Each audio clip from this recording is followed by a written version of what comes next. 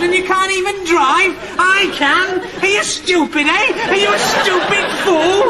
Well, why can't you drive then? You can't even drive! A bit grey today, isn't it? Well, hello, ladies and gentlemen. Welcome to another week here on The Deepest Lore. I'm here. I'm drinking my Nescafe Gold espresso variant.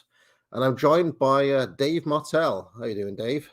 I'm doing excellent, sir. Thank you so much for having me. I'm excited. Yeah, and I discovered you through my buddy Mike from Imperium Press, who published my recent book, Populist Illusion, and you're his co-host on his podcast, Culture Dads. That's correct. I am one half of Culture Dads, which folks can go check out over at imperiumpress.org/podcast. It is a podcast where two based publisher dads do deep dives into retro pop culture for folkish and dissident minds. I also did a podcast quite 3-4 years called The Bog, which was a podcast dedicated to the study and development and practice of the ancient Germanic religious tradition. I'm also the editor-in-chief of the Bizarchives Weird Tales of Monsters, Magic, and Machines, which is a pulp compilation work that puts out old school style pulps from up and coming new authors in the genres of dark fantasy, science fiction, and cosmic horror. So if you like Robert E. Howard and H.P. Lovecraft, that's the kind of stuff we do. And I'm also the producer of an upcoming video game called Legends of Hyperborea. So that's coming out, and folks want to check that out, they can go to t.me/Legends of Hyperborea. Yeah, well, fantastic bit of shilling there. And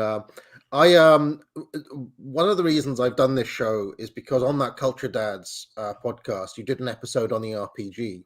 Yes, sir. And as I was listening through, we had a bit of banter backstage. You know, it was like, this is a guy who recognizes what a blobber is. You know? And sometimes we sniff out one of our own kind. You know, so I thought I'm gonna have to have Dave on to deep dive this a bit more. So we're going to be talking about the history of the computer RPG, but you insisted in our back and forth that we have to start with the pen and paper, not the computer RPG. So why don't you tell us a little bit about the pen and paper RPGs and why they're so important? Well, I think first we should talk about why are RPGs important, period. Like what is an RPG? Why is gaming important? Because I know a lot of guys would probably hear this and think, you know, why are we doing deep dives on games? Isn't this a little bit frivolous? You know, shouldn't we be talking about other things? Well, I would argue that gaming, how we do pastimes, how we spend our time, are important staples of our cultural identity. These are things that we have done for many, many, many years, not just years, but centuries, a millennia. We do know that the ancient peoples had board games that they would play, strategy board games. The ancient Romans and Greeks. I'm sorry, go ahead. Yeah, I was going to say, Dave, by the way, occasionally I'm picking up a bit of echo, so I don't know if you have earphones or something like that, but I'm getting occasional tiny bit of echo from you when I'm talking, though. But earlier this year, I went to something called the Board Game Expo, which happens every year in Birmingham. And there was a moment where I remember looking out and seeing, you know, legions of fat bearded guys playing like deeply autistic games, you know, immersed, you know, on the Saturday night, the main night. And I remember thinking to myself that there's something in this, autism that seems like part of what Europeans are like. And I also had the thought of, imagine if all of this combined brain power could actually focus on something that, you know, imagine all of these people dedicate themselves to fighting for the survival of the West or something, and they could probably achieve it. But obviously, they'd rather be rolling dice and moving meeples around a board. But you understand what I'm saying, right? Yeah, absolutely. There's like everything, everything in moderation. There are people now that are just obsessively immersed in like these fantasy worlds, entertainment, and the consumer meme and all that kind of stuff, and that's toxic and that's not good for you. And this honestly, and we talked about this in the episode that we did with Culture Dads, is kind of what happened that sort of led to this gamer to incel pipeline, I guess we could call it, where guys started to get so immersed in these games that they started to deny their actual lives. And that this is a problem, obviously, and nobody with half a brain or a healthy mind is going to say that that's good, right? That's loud. but at the same time, there's something. What I'm trying to say is that there's something in this, which is the European superpower as well. Yeah, absolutely. First and foremost, the basis, the foundation of RPGs and board games as a whole is completely European. Like I was just mentioning, you have games in the ancient times, like the Old Norse had a game called Tafel. The Romans had the predecessor to chess and tic-tac-toe. They even had one that was called Tabula, which was later became backgammon. So these like ideas of strategy gaming as a pastime, putting in our strategy, and then also applying cultural things to this, like historical things. Obviously, chess, you have a king and a queen and a rook and a knight and so on and so forth.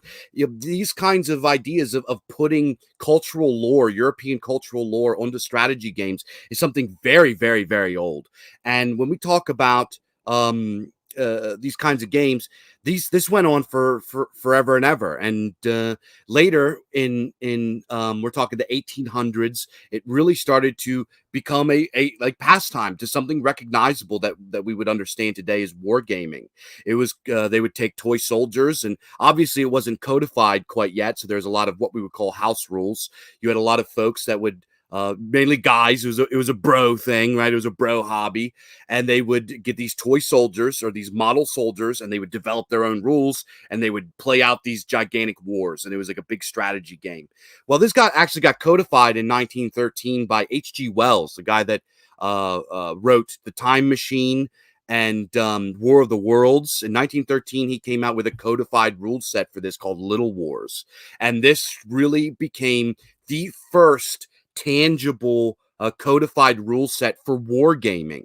And this led to a lot of other things. But kind of going back to what you're talking about with if we could put this brain power to something else, it would be very useful, because very clearly we see in the European mind and the European identity, there is this desire to do this. I don't want to call it autistic, but like this really complex level of codification and gaming, and like this is just like part of who we are, and not just the mechanic side of it, but in the storytelling side of it as well. We have this innate desire to tell stories, and this is something this is part of who we are, right? This goes all the way back to like the Stone Age, when guys told stories around the campfire, and it became folklore, and we have this desire to express ourselves and our identity and our culture and our spirituality and our worldview and our history. It's a very deeply mythopoetic thing,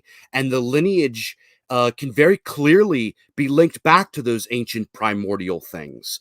You look at something like a Warhammer 40K or a Dungeons and Dragons or a Weird Tales magazine, or the Heavy Metal magazine, or heavy metal as a music, or any of these kind of more modern cultural pop culture, we would call phenomenon. We can directly link these things back to these ancient practices. Ain't nothing changed. This is a lineage. This is the mythopoetic current that we continue to live in and continue to express ourselves in, at least up until sort of recently with the digital age and hyper modernity and like that kind of stuff. It started to fall apart, but we can certainly go back to looking at these games like Dungeons and Dragons, like like the CRPGs, and we're going to get into the blobbers and all that stuff then. But before we talk about the computer games, we have to kind of go back to where it all started, and where not just computer RPGs, CRPGs, or JRPGs, or whatever kind of RPGs, but video games as a whole. The mechanics of video games started with a couple of guys. In 1970, a guy named Gary Gygax. There's some folks in the chat that'll probably be familiar with this guy. The great Gary Gygax, may peace be upon him. Gary Gygax came out with a unique type of wargaming, because at this time, wargaming was pretty popular. Like I said, it started with Little Wars in 1913. And then in around the 50s, they started to really develop these board games. Like the big one was in 1958. It was called Tactics 2. And this was a wargaming kind of board game and stuff like that. He came out in 1970 with a rule set called Chainmail, and it came out through Guidon Games. And this rule set was effectively a shift from the large scale battle tactics of wargaming, and focus on a small squad or a single character. And this was completely revolutionary for the time. And what really, really changed it was in Chainmail, in one of the box sets, there was what was called Fantasy Supplement. And what this Fantasy Supplement was effectively, they took inspiration from writers like Robert E. Howard and Jack Vance and Tolkien, and they put these elements into their wargaming. So they started to have dragons and like elves, and most importantly, they had a wizard subclass in here. So when they created this Chainmail, which later became Dungeons and Dragons, this created some concepts that later became the foundation of all games, period, for the rest of time. And Gary Gygax teamed up with a guy named Dave Arneson that he met at a convention called Gen Con in 1969, which Gen Con, Gary Gygax started it. He was quite the pioneer in this industry. So he met Dave Arneson, and they developed two different gaming variants of Chainmail, which were called Blackmoor and Greyhawk.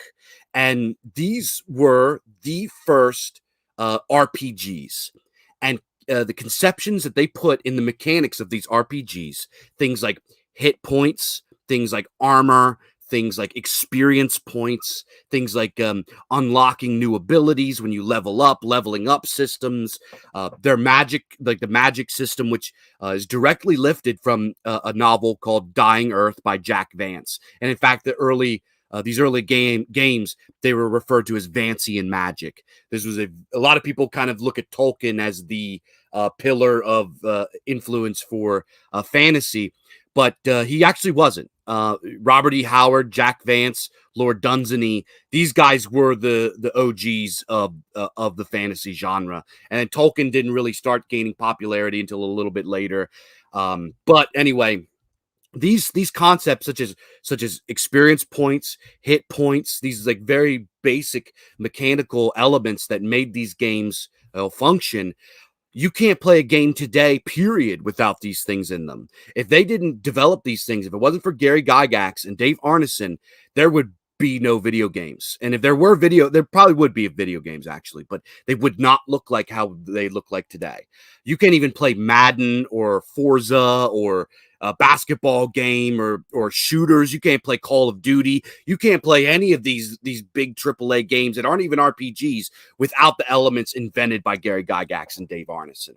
So later on, they create what is to be known as Dungeons and Dragons, and it came out in a box set officially in 1974. And this was an expansion from Chainmail. What happened was they came up with this idea for to eliminate the kind of running a squad or a large scale battle, and they said, we're going to use one single character. This is the role playing game.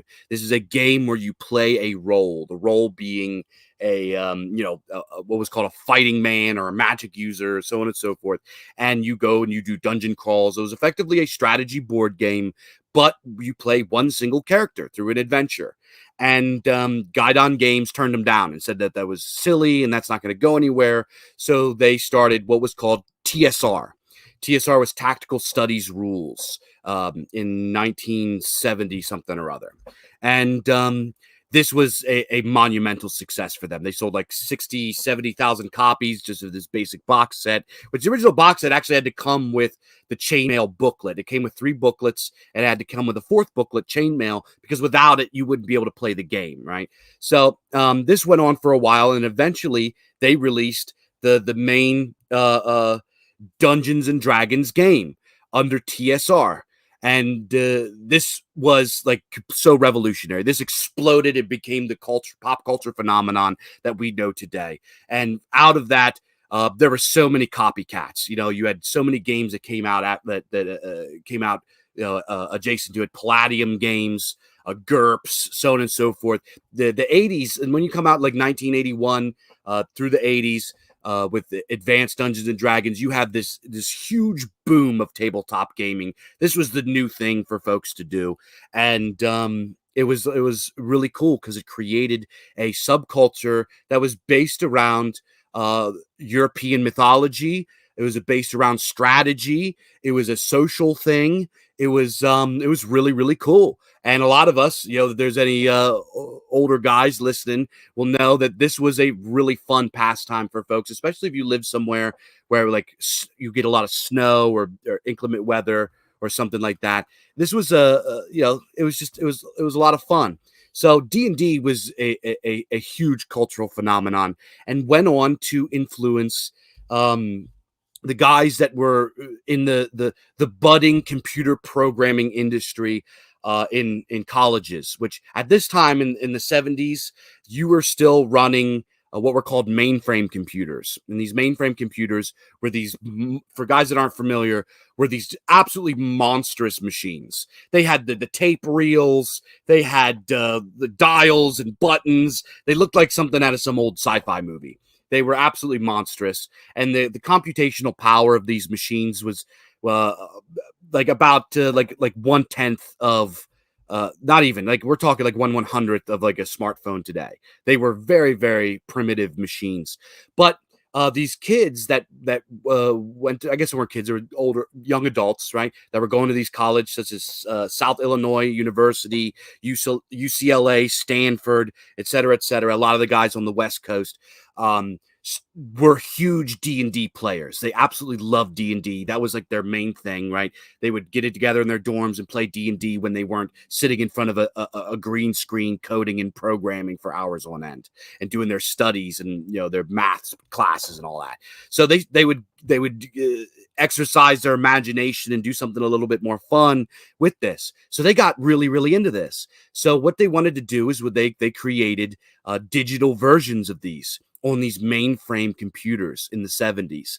And unfortunately, the overwhelming majority of these very early games were destroyed. Like, obviously, there were professors out there that stumbled upon these kids making these games using school resources and everything, and they just deleted them. They thought they were silly.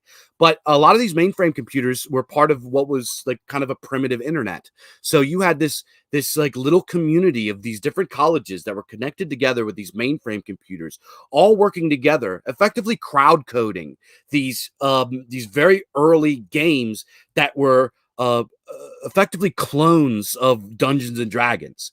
And this kind of stayed behind the scenes in the college scene for a long time and didn't really go out into mainstream consumption until 1974. There was one called Dungeon, which was a very, very early, very primitive computer role-playing game, and it was effectively a Dungeons and Dragons simulator. But later on in 1979, and this was probably the first one, there was a game that came out for the Apple II by a guy named Richard Garriott. This was called a Calibeth, which is actually named after one of the stories in the Silmarillion by J.R. Tolkien. Richard Garriott later became known as Lord British because he was an American guy, but he's actually born in Cambridge and his parents were British. He had a dual English and American citizenship. Mm-hmm. Yep. Yeah, so Richard Garriott created a Calibeth, which later became, which was a first-person dungeon crawler, which later became the Ultima series. Right, this was this was game-changing. Ultima, it had story, it had combat, it had inventory. It was like the first real RPG for the Apple II, and then obviously you had copycats. Like, for example, in 1981, a guy named Robert Woodhead and his buddies came out with another game called Wizardry. And this was available on the Apple II as well, but Commodore 64 and all that kind of stuff. So go ahead. Yeah, would you like to see the little slideshow I put together, Dave? Because we have caught up to where I made images, so that people can see some screenshots of these early RPGs and some of the Ultima games and things like that. Yeah, bring them up. Let's see. But just before we get to it, there's one little aspect of the original D&D rule sets and the pen and paper RPGs that interest me, which is the relative inflexibility of it, i.e., mage can't use a sword, you're kind of class locked, there are racial traits, because these are interesting little vestiges that today, even now, I saw a screenshot this morning of like unknown culture wars going on in like Warhammer circles. Yeah, about how certain skills are like gender locked or race locked and things like that. And this is obviously like anathema to the liberal mind. So I'm kind of interested in some of the ways in which, whether intentionally or not, RPGs retain vestiges of a kind of ordered world that your kind of blue-haired feminist doesn't like, Yeah, actually, there's a huge, like you mentioned, a culture war. There's this big fight going on between traditional players and kind of they call them new players or new gamers. That's like the NU with the umlauts on it. But there's this big fight going on because the mainstream companies like Wizards of the Coast, which, by the way, don't give them a single dime.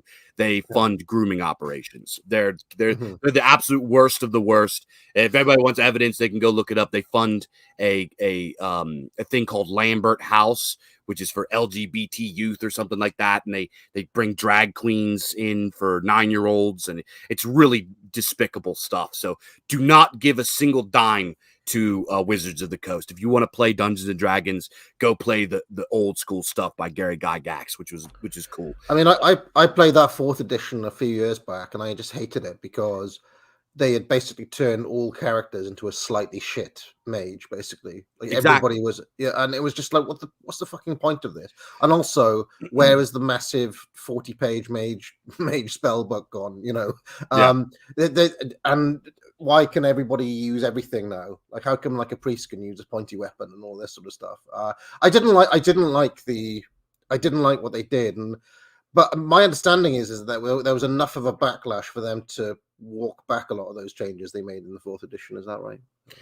Yeah, they did that, and then they came out with 5th edition. But it's like now it's so they're eliminating racial attributes. Like it's just because, like you said, it's completely it's not at all compatible with the liberal mind, especially these like radical liberals that think that they completely deny nature, they deny hereditary traits and attributes, which you could just look at like physics, right? Some a race of people that are 3 feet tall, like a hobbit or a halfling, is not going to be as strong as a half orc who's 6'5" and 320 pounds. It's just completely against nature. But the fact that this does this, that old school D&D had these like racial elements and these cultural elements and these gender elements, this does not jive with them, and so they are here to to clean it out, to pause it, to destroy it, because they hate it. Because number one, they hate it because it goes against everything that they want the world to believe. It goes against their cult and their dogma. And number two, because white dudes like it, because it's a white dude hobby, because it just is. Yeah. You know, I came across some really weird things. Don't ask me why, but I needed a couple of weeks back. I needed pictures of a wizard with a white beard, right? Mm-hmm. And I came across articles. I'm not kidding you, called "Old White Wizard Privilege," where they're now lamenting the fact that wizards are always old white dudes with white beards. And that this is a kind of hidden vestige of white supremacy, you know. But it's just, I don't know. It's just rampant, and they want to worm in and turn everybody into and I was just telling you, like, I tried playing a few recent RPGs, and I'm not kidding you now. I mean, these are pretty highly rated ones. Like, what's that one? Divinity, is it? Divinity 2. Yeah. Pathfinder, Kingmaker, I think it's called. Mm. And it's like the games force you to take fucking Mary Sue's and like, oh, here's your massive 6'5" lesbian warrior who you have to take. I was like, what if I want to dump her? No. Oh, here's a little annoying thief girl who you have to take with you as well. And it's just like they've now managed it in such a way that you're kind of stuck with these really irritating characters. And obviously, me being me, I'm just like, well, fuck this. I'll just go and play an old game. You know, I can't take it. But yeah, me and you are in the same boat. I recently started playing through the Baldur's Gate series, the first one, and it was such a magnificent game. That was the golden age of RPGs, and Baldur's Gate, things like Icewind Dale. These, Wizardry 8. These games were just magnificent, and there's actually a pretty big kind of like movement going towards like playing these. And when I downloaded Wizardry 8 again, I was like, "There's no way nobody's ever even heard of this." Lo and behold, I go on. There's forums of people that have rediscovered it, and the Wizardry community is insane. I mean, as you can imagine, because Wizardry is, we'll get on to Wizardry in a second, but that's a very dedicated community. I set up Wizardry 7 last night just to have a little play around with it. Obviously, the character creation takes like 2.5 hours, so I didn't actually get to play it. But you have to get spreadsheets out and plan to min-max them all the way through the game and all that sort of stuff. But I was just like, come on, there must be something to speed this up. I'm not sitting here re-rolling for 18 intelligence for 3 hours. And lo and behold, there's a mod that was made in 2001 that is still hosted on the original website. And it's just like, these are amazing communities, the original RPG communities. But I did notice there's a lot of young people going back, or relatively a lot of young people going back and playing these games that you would assume were completely inaccessible to the modern gamer, so that's interesting. Anyway, shall we let's get up my this PDF, because I've just listed pen and paper, D&D, and this was the kind of early history you gave. Now, this screenshot is meant to be of Pedit 5, but I believe that is a recreation of it. That's a modern recreation of it, or a relatively modern recreation of it, not the original graphics. Because you see the detail on that little man there. It wouldn't have looked like that in 1975. Yeah. But that's kind of what it did look like, but just with even worse graphics, if that makes any sense. And then the banner, I didn't put the Lord British, prior game that you mentioned on there. I've started in 1981 as the banner year in the history of the RPGs, because, well, the two huge series of the 1980s started here. We had Ultima 1, the first Age of Darkness, which is pictured here, and then Wizardry 1, Proving Grounds of the Mad Overlord, which is just one of those amazing titles. Oh yeah. Now, weirdly, if people want to play Wizardry 1, the best way to do it is on a NES or a NES emulator. They remade all the Wizardry games on Nintendo, and they just have better graphics and easier inputs and things. So I would recommend playing the port if I because, as we'll get on to, the Wizardry games were big in Japan. So yeah, Wizardry went on and they influenced all of JRPGs. The guys that developed, because the first two real big JRPGs were Dragon Quest, which dropped on the Famicom in 1983 or 1986 in Japan, and then came over to the States as Dragon Warrior in '89. And a lot of people don't know, actually, the guy, I can't remember Japanese names, but the guy that did the art for Dragon Quest / Warrior was the guy that did Dragon Ball and Dragon Ball Z. So they employed big time guys to do this. And they were the guy that did that, and then the guy that did Final Fantasy were both obsessed with Wizardry. They thought Wizardry was the greatest game that they have ever played, and they wanted to do a Japanese version of it. Right, yeah, and so in a strange way, the Japanese RPG has its real roots in a Western RPG, which is Wizardry. And now I have to say that all of the Wizardry games, including Wizardry 1, are fucking rock hard. Have you ever played any of them? That they are. It is. I mean, they kick your ass. They are unforgiving. Yeah, you're gonna die a lot. If you mess up your party composition, you're going to be punished. If you don't pick up something at a critical point, you can't complete the game. I mean, they are just punishingly difficult. But I will say that the Wizardry system, the basic kind of class system, the spells, the whole the nuts and bolts underneath the game, it's a really rock solid rule set, I guess you'd say. Probably among the most robust in gaming history, which is why these games were able to be remade years later with updated graphics and things, and they were still good games, So yeah. And if you've never played a Wizardry, you have a look at playthroughs on YouTube. You don't have to play them, but it is what is known as a blobber, right? Which means that you have a party of 6. Typical thing: fighter, mage, priest, thief. You make the characters yourself, and then you basically crawl around a dungeon or a town, or you can explore, and it's first person, believe it or not. Even the 1981 one, it's got these really primitive. If you look at the screenshots of the 1981 one, they have these primitive lines suggesting kind of 3D shapes. And you can basically look around and you can walk around. But then you get random encounters with various different, rats or orcs or whoever. And you then go into a turn-based combat. Okay. Now, this should sound familiar to anyone who's played Final Fantasy or basically any JRPG, because it's pretty much the same thing, right?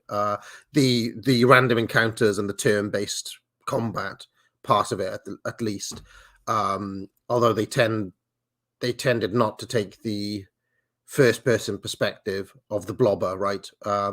So if you can imagine, all the combat takes place on one screen. You have your party; their portraits are down the left and the right-hand side, but then you don't really see them. It's just the combat is just turn-based, and it takes place almost as you would with a pen and paper. It's just the rat has attacked you for 3. You've hit him back with a fireball, etc.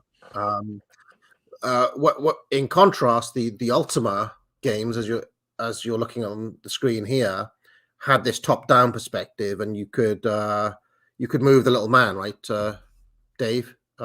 He would move around. Yep. Yeah. It effectively ran like how you would understand a JRPG. It was you had your character, it was 2D, you would run around the map, and you have random encounters, you level up, There's a story to it. It was effectively like a JRPG as people would understand it. But I believe it was Ultima 3, which was I believe called Exodus. This was very influenced by Wizardry, and what he did was Lord British, who actually made these games like all by himself. He actually went to outer space too. This guy, he's like a did he? Yeah, I didn't know that. He was like one of the first tourist space people or whatever. Yeah, pretty incredible. But anyway, and also this guy, Lord British. This is how smart this guy was. He made a Calibeth, which was the precursor to Ultima, in high school. When he was in high school, he taught himself how to program on a, what was the computer called? It was called a I forget what it was called. It doesn't matter. But he made these games. He made like 30 games by himself in high school when he was like 16, before like anybody even knew about computers. That's how smart this guy was. Yeah, we should mention as well that both these games came out on the Apple II. In fact, for whatever reason, the Apple II was like the kind of hub, the engine room of the RPG in the 80s. They did get ported to other systems, but as far as I can see, that almost all these games started on the Apple II, apart from Final Fantasy, which we'll get to in a minute. Yeah, Apple II and also Commodore 64. A lot of them made it over. So then in 1982, you've still just got Ultima and Wizardry. They both did well, so they had sequels. Ultima 2, The Revenge of the Enchantress. Wizardry 2, The Knight of the Diamonds. That's a screenshot from the original 1982 Wizardry 2. As you can see, the graphics are pretty primitive, but you can play all of the Wizardries with souped up graphics these days. But that's how it looked like. So if you can imagine, you've got your party, and then you've got this this group of trolls here, and you want to attack the group of 3, you press 1. You want to attack the group of 2, you press 2, and the combat plays out like that.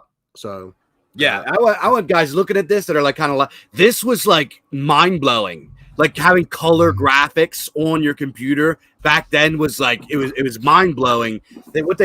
Before this, there was a type of game called MUD, or multi-user dungeon, where you would literally type in. There was no graphics. It was all text based. You would say like type L whatever to go left, and it was like all keystrokes. So when they came out with this, and this was still keystrokes, but they added graphics to it. It was like everybody went nuts for it. Yeah, so you can see there's a bit of a holding pattern here, because Ultima and Wizardry are establishing themselves as kind of two of the big, I say big franchises. I mean, they sold well for the time, but I think the scale of video gaming has massively increased since then. So, they would have sold like tens of thousands of copies maybe, or something like that, as opposed to the millions that would be sold today, right? But for its niche audience, these games did well, is my understanding. Dave, is that right? Yeah, the original Wizardry and Ultima, and they were sort of kind of just, and honestly, going into the first 2, 3, 4 Wizardry and Ultimas, this was still sort of a niche audience because of how hard they were. You mentioned earlier, rock hard. These were punishing, unforgiving games. These were tough games. So really, only like guys that had that kind of mind would play this, and RPGs didn't really come to like people's living rooms until Nintendo with the JRPGs. That's what introduced it to the masses. There's one other thing I'll mention. I actually did a bit of a playthrough of Wizardry 6 a while back. I didn't actually finish it, but I had to get an automapper, right? Some dude has made an automapper for Wizardry, because otherwise there's no map in these games, which means that you basically need a pen and paper to track where you're going. Otherwise, you're going to get lost. So a lot of guys would literally have a pen and paper and would draw a map as they were playing. Almost nobody would even think of doing that now, obviously. But yeah. So there was a kind of like pen and paper at home, element to it. Also, some of the booklets of these games were like hundreds of pages long as well. Yeah, really exactly. detail rules and things and lore as well. There was Lore. a Dungeons and Dragons game for the original Atari that was really advanced for its time, but like these games, it required like exterior stuff. You not only did you have to have a pen and paper, there was an Atari printer that you would hook up to your Atari. It was like one of them goofy syntax printers, and it had the holes on the side of the paper. It would take forever to print. Yeah. But it would print out your character sheet that you would have to reference while you play the game. And to save, you had to save it on a cassette tape. Yeah. So if we move forward, 1983, still with this holding pattern, Ultima 3, Exodus, Wizardry 3, Legacy of Hlingamim, who sounds Welsh, but I don't know what they made of that name in Japan. But anyway, there's Lord British. Look, I put the screenshot of the front cover, and you can see his name was on the front. Yep. Lord British. One guy. Now, correct me if I'm wrong, but does Lord British actually crop up in the games as well? Isn't he like an actual character in the games? Yep. Not only was he a character in the early Ultima games, he was like a king and stuff like that. He later on, when Ultima, this is how brilliant this guy was, Lord British. Not only did he revolutionize those games and everything that we're looking at now, he later came out with Ultima Online, which was the very first MMORPG. It was a 2D MMORPG, and Lord British was in the game. He would play in the game with you. You could go see him and stuff like that. Yeah. So quite a good self promoter as well, I guess. Yeah. You know, in so much as he's one of about 10 games developers who I can actually name. You know, the others being Sid Meier, who put his name in the actual title of the game. Miyamoto, obviously. Who else? There's only a handful I can name off the top of my head anyway. Sure. So I weirdly in 1984 there seemed to be no big name RPGs that came out. There were a few that came out, but I had to go to like a obscure blog called CRPGer or something, and he's made a list of every RPG ever made because he's playing through them and reviewing every RPG ever made, which is a completely insane. What a madman! Yeah, completely insane thing to do. But it's called CRPG Addict. You could lose a few hours reading that. He's reached at the moment. He's in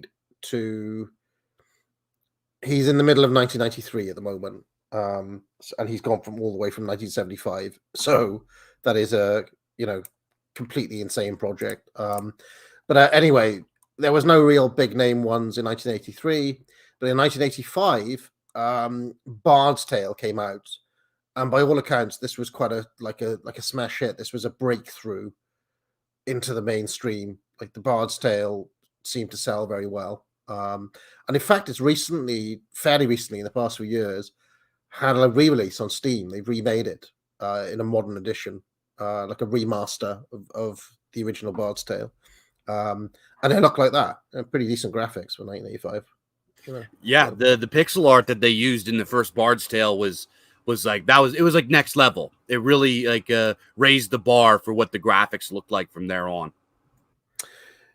Yeah, and if you play Bard's Tale, the actual gameplay is pretty similar to Wizardry, but it's almost like kind of Wizardry for normies. If that makes any sense? Like I'm not like trying to disparage Bard's Tale, but it's just an easier game than Wizardry. Like it doesn't kick your ass as hard, I suppose. Yeah, it's a more casual experience. Yeah, and then Ultima 4 came out that year as well.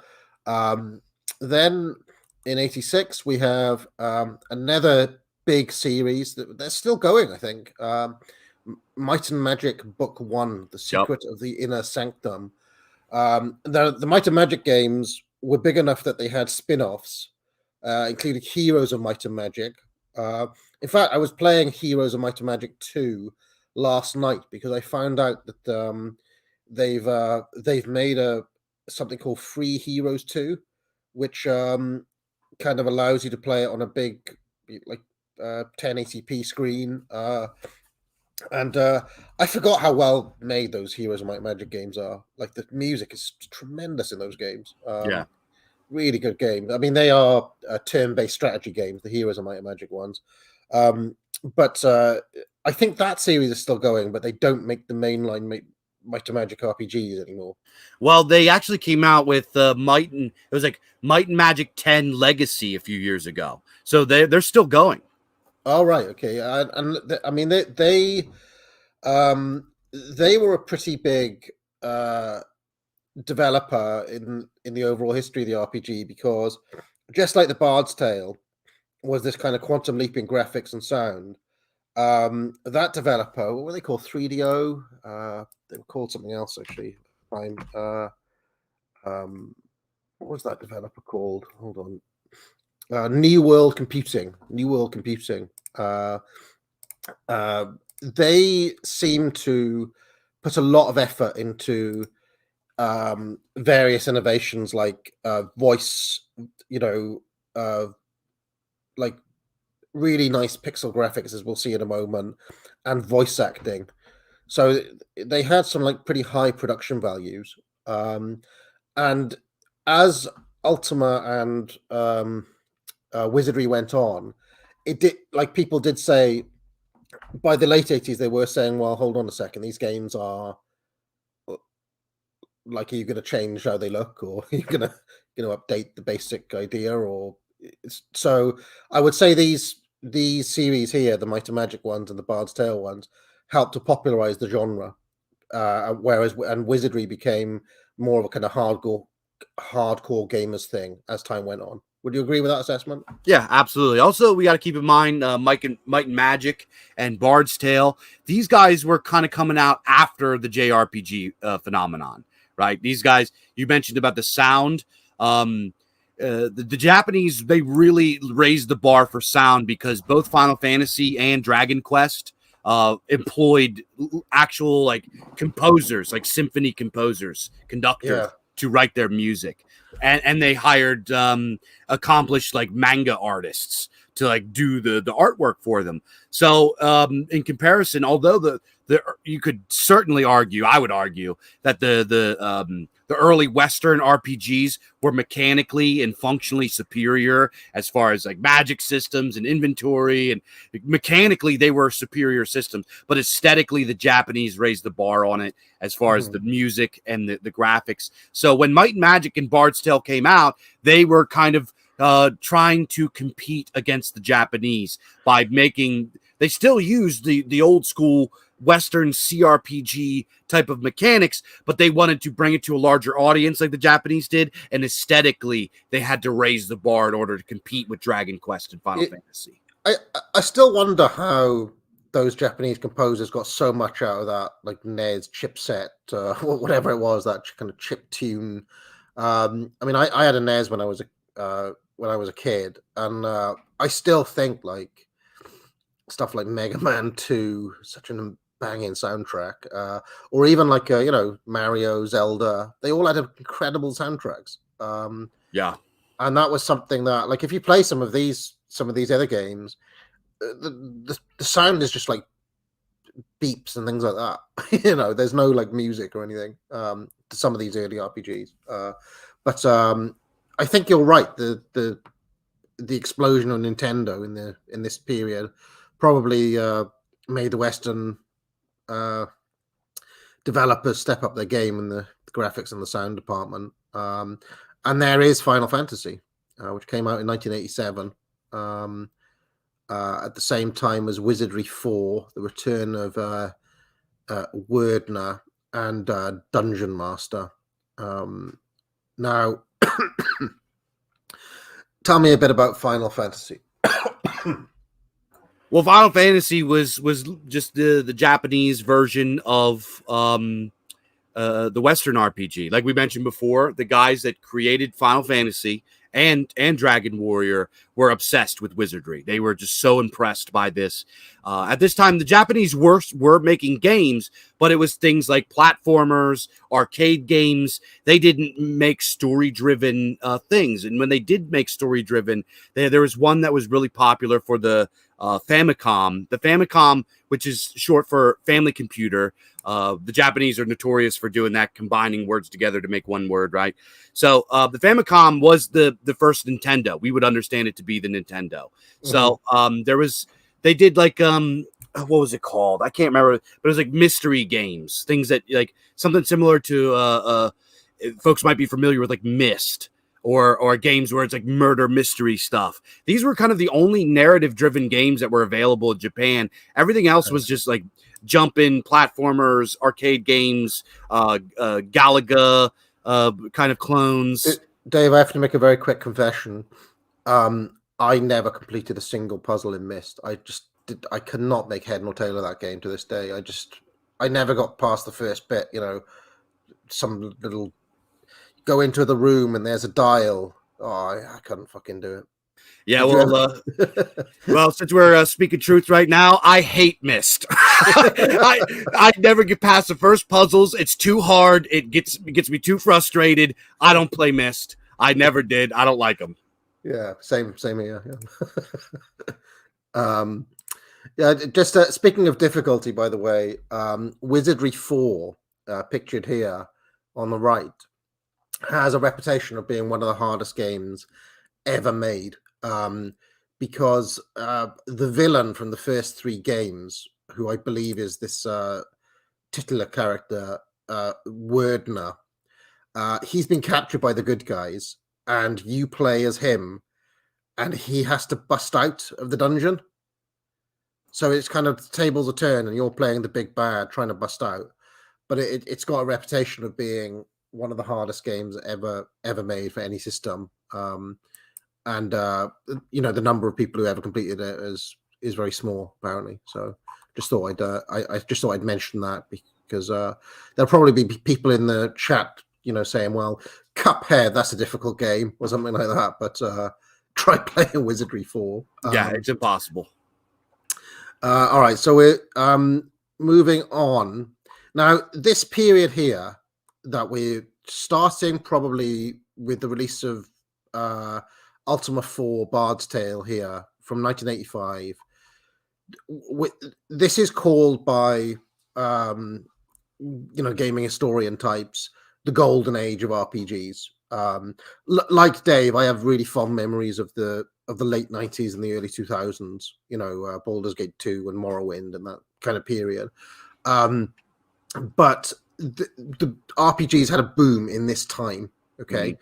And you can just see it with the array of titles that came out in 1988. So Ultima 5, Warriors of Destiny, Wizardry 5, Heart of the Maelstrom, Bard's Tale 3, Thief of Fate, Might and Magic 2 came out, Final Fantasy 2, and the Gold Box series kicked off with Pools of Radiance. So I love that you listed Pool of Radiance. Yeah, every single one of those titles is kind of legendary in its own way. So the fact that we're getting like not just one but 6 major series dropping an RPG in 1988 is I would say a marker of the fact you're in the middle of this so-called golden age. I'm trying to remember what that's a screenshot from now. That rat. Is that from I want to say that's from the Might and Magic game, but I could be wrong. I think that's from the Might and Magic game. Yeah, it looks like it. And then in 1989, bit of like after all these major ones dropped, they were probably all making their next sequel. So there's a fallow year here, but the Magic Candle came out, which had a few interesting innovations, because look at the menu down there. That is you went on to see those sorts of menus in or they'd taken elements from, I guess, the point and click adventure games, like the order of being back then, like King's Quest and things like that, walk, use, eat, the kind of verb commands. So the Magic Candle is an interesting game. Then this is another gold box title. And then in 1990, we have, again, major games. Ultima 6, Wizardry 6, which is a really good game. Final Fantasy 3, which is a very famous game, and then another gold box title. So we can see we're hitting our, like, this is a well-established genre and each of these franchises had their own like hardcore followings, and they were selling they were selling decent amount of copies here in 1990. Anything to say about anything of these, Dave? I love the titles like Wizardry, Bane of the Cosmic Forge. That just, if you're like a young guy and you see that title, you got to pick it up. It's just a great title. Yeah. Oh, fucking hell, it's hard though, I tell you. And then 1991, Might and Magic 3, Final Fantasy 4, Magic Candle 2, we got Pools of Darkness, and then I think this is as far as I've got, 1992, another banner year. Ultima 7, The Black Gate. Many people's pick for best RPG of all time. Wizardry 7, Crusaders of the Dark Savant. Also, people pick that for the best RPG of all time. That's one of the hardest RPGs of all time. Wizardry 7. Good luck. I haven't got past character creation yet, because I've given up on Wizardry 6. But apparently you're meant to take the same party through, because you end the game with better weapons than you can pick up during the game. But I just can't. If I fight another set of like dancing Amazonian priestesses or whatever, then this screenshot, a lot of people were asking what is the game pictured on the front. It's Might and Magic 4 Clouds of Xeen. And I just included that to show you the level of the graphics. And I mean, Might and Magic games had really good graphics, comparatively, I would say. I mean, that's good. That's kind of arcade quality graphics in 1992. Yeah.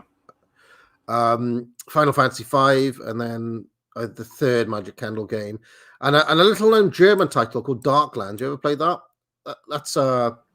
That is a game that interests me because it allows you to just like go and be a blacksmith if you want to. You can go and get a job, and you don't have to go out adventuring. You can just kind of hang about in your village and chop wood and things like that.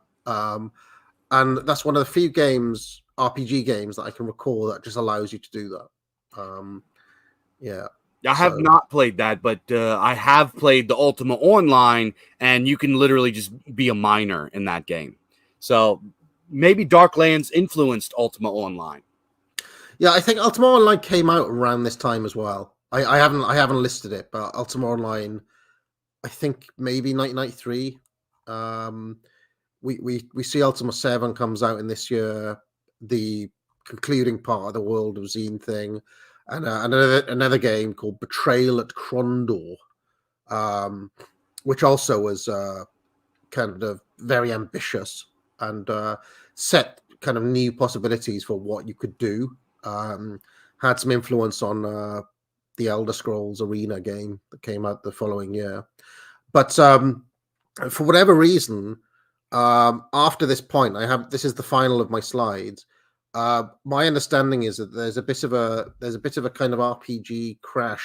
Like this is the end of the golden period, and in the mid-90s, there's a downwards trajectory, and people aren't buying them anymore, and there's a trend away from RPGs, and then a trend back to them when Baldur's Gate comes out. So yeah, sort of what happened in this time period. This is where the shooters started to get popular. This is when the computational power of machines in people's homes were much higher. Consoles were getting much more powerful. So this is where you're with computers in the mid 90s is when you start seeing shooter games. This is when like Doom starts getting real big, and like these kinds of games, more action games, right? And then obviously people start to shift. This was around the time of the console wars. This is the time that you start seeing the Super Nintendo versus Sega Genesis and all this kind of stuff. So unfortunately, the old school style of computer RPGs, of CRPGs, Western style CRPGs, unfortunately got phased out a little bit by the new fancy shiny stuff that was coming out. However, as you just mentioned, A few years later, you get Baldur's Gate, you get Icewind Dale, you get Neverwinter Nights. You get like a whole slew of new. Diablo was big, of course, around that time. Oh yeah, Diablo. Yeah, huge. Yeah, and they were all isometric RPGs where you had this new perspective. The Fallout games, they came out around that time as well. Yep. Fallout.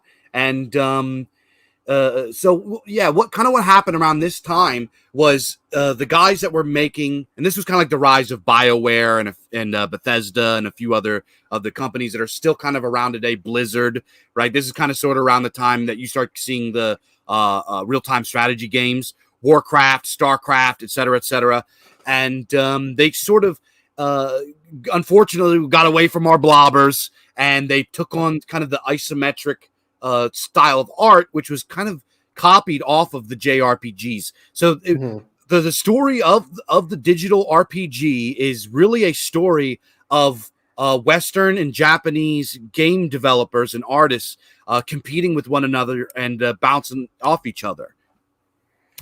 Yeah, I'd never really thought about that as the isometrics coming from the Japanese, but that's probably true. Of course, the strange thing about Baldur's Gate is that it was it's real time, right? Real time with pause, or as I like to play it, real time with pause and a fucking shitload of quick saving just in case you die. Yeah, yep. Oh man, Baldur's Gate, what a masterpiece. That little. If you start Baldur's Gate 1 as a mage, right? That fucking assassin on at the Friendly Arm Inn. I mean, like surviving that is very difficult as a mage with 6 hit points or whatever. You have to. Yeah. All right. So, yeah. I mean, I think. Correct me if I'm wrong, but even though there was a kind of down period in the West for the RPG, in Japan, I don't think the RPG had the same sort of crash. I mean, just looking at the Final Fantasy games, they carried on coming out, right throughout the 90s. So yeah, I'm guessing they continue to sell well. And of course there were games like Chrono Trigger for the SNES. Did you remember that? Yep. Actually, in Japan, their trouble was in the beginning when they were making Dragon Quest. This type of game was completely alien to the Japanese. They did they really struggled when they first came out, and there was a lot of struggles with these games with the Japanese market. So what they did was the guy that did the art for Dragon Quest, which what's the there's like a magazine called like Shonen Jump or something. Like, I don't really like anime or manga stuff, so I don't know anything about this stuff. But what they did was, in order to give the Japanese market a taste of what an RPG was, they effectively dedicated entire issues of the Shonen Jump magazine, which is dedicated to promoting animes and mangas to people. They had millions and millions of readers. It was a really, really influential. It was a taste maker, is what this was. This is a very popular magazine. What they did is they dedicated entire issues to like explaining the lore and how to play, to get Japanese people excited about Dragon Quest specifically. And the guy that made Dragon Quest became like a household name. His name is like in Japan to this day is synonymous with video games, period.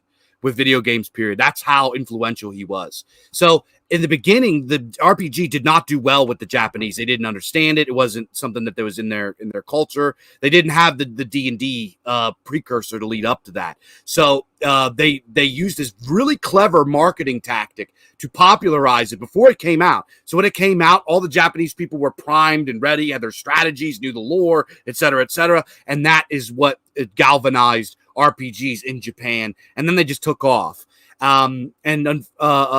For us, like, we're talking about the late 90s, the Western RPG really started to get dominance again, right? This is the era, like we mentioned, Baldur's Gate, Diablo, Fallout, et cetera, and that's him right there. His name's Yuri Horii. Yep. Yuri Horii. So there he is. Yep. That's the Dragon Quest guy. Yep, that is Boss Hog when it comes to video games in Japan. He is the man, right? But what happened was, like, in this time you get this dominance, and then the Japanese come back with the next gen consoles because the Japanese had full control over the consoles, right? You had PlayStation, you had a Nintendo 64, you had, like, these were the big ones, right? You had Sega Saturn, or what was Sega Dreamcast, right? So you get now Final Fantasy VII, you get Legend of the Dragoon, you get what were some of the other big 3D JRPGs? And the only thing that was really competing with them at this time was the MMO phenomenon, which, as we mentioned, came off of it was informed by Lord British. This is where you get games like EverQuest, right? EverQuest was a huge phenomenon. So it's kind of like a back and forth competition for the RPG up until today. Yeah, something I'd not really thought about up until we're talking about this is stuff like Pokemon. Now, is that an RPG? Because Yeah.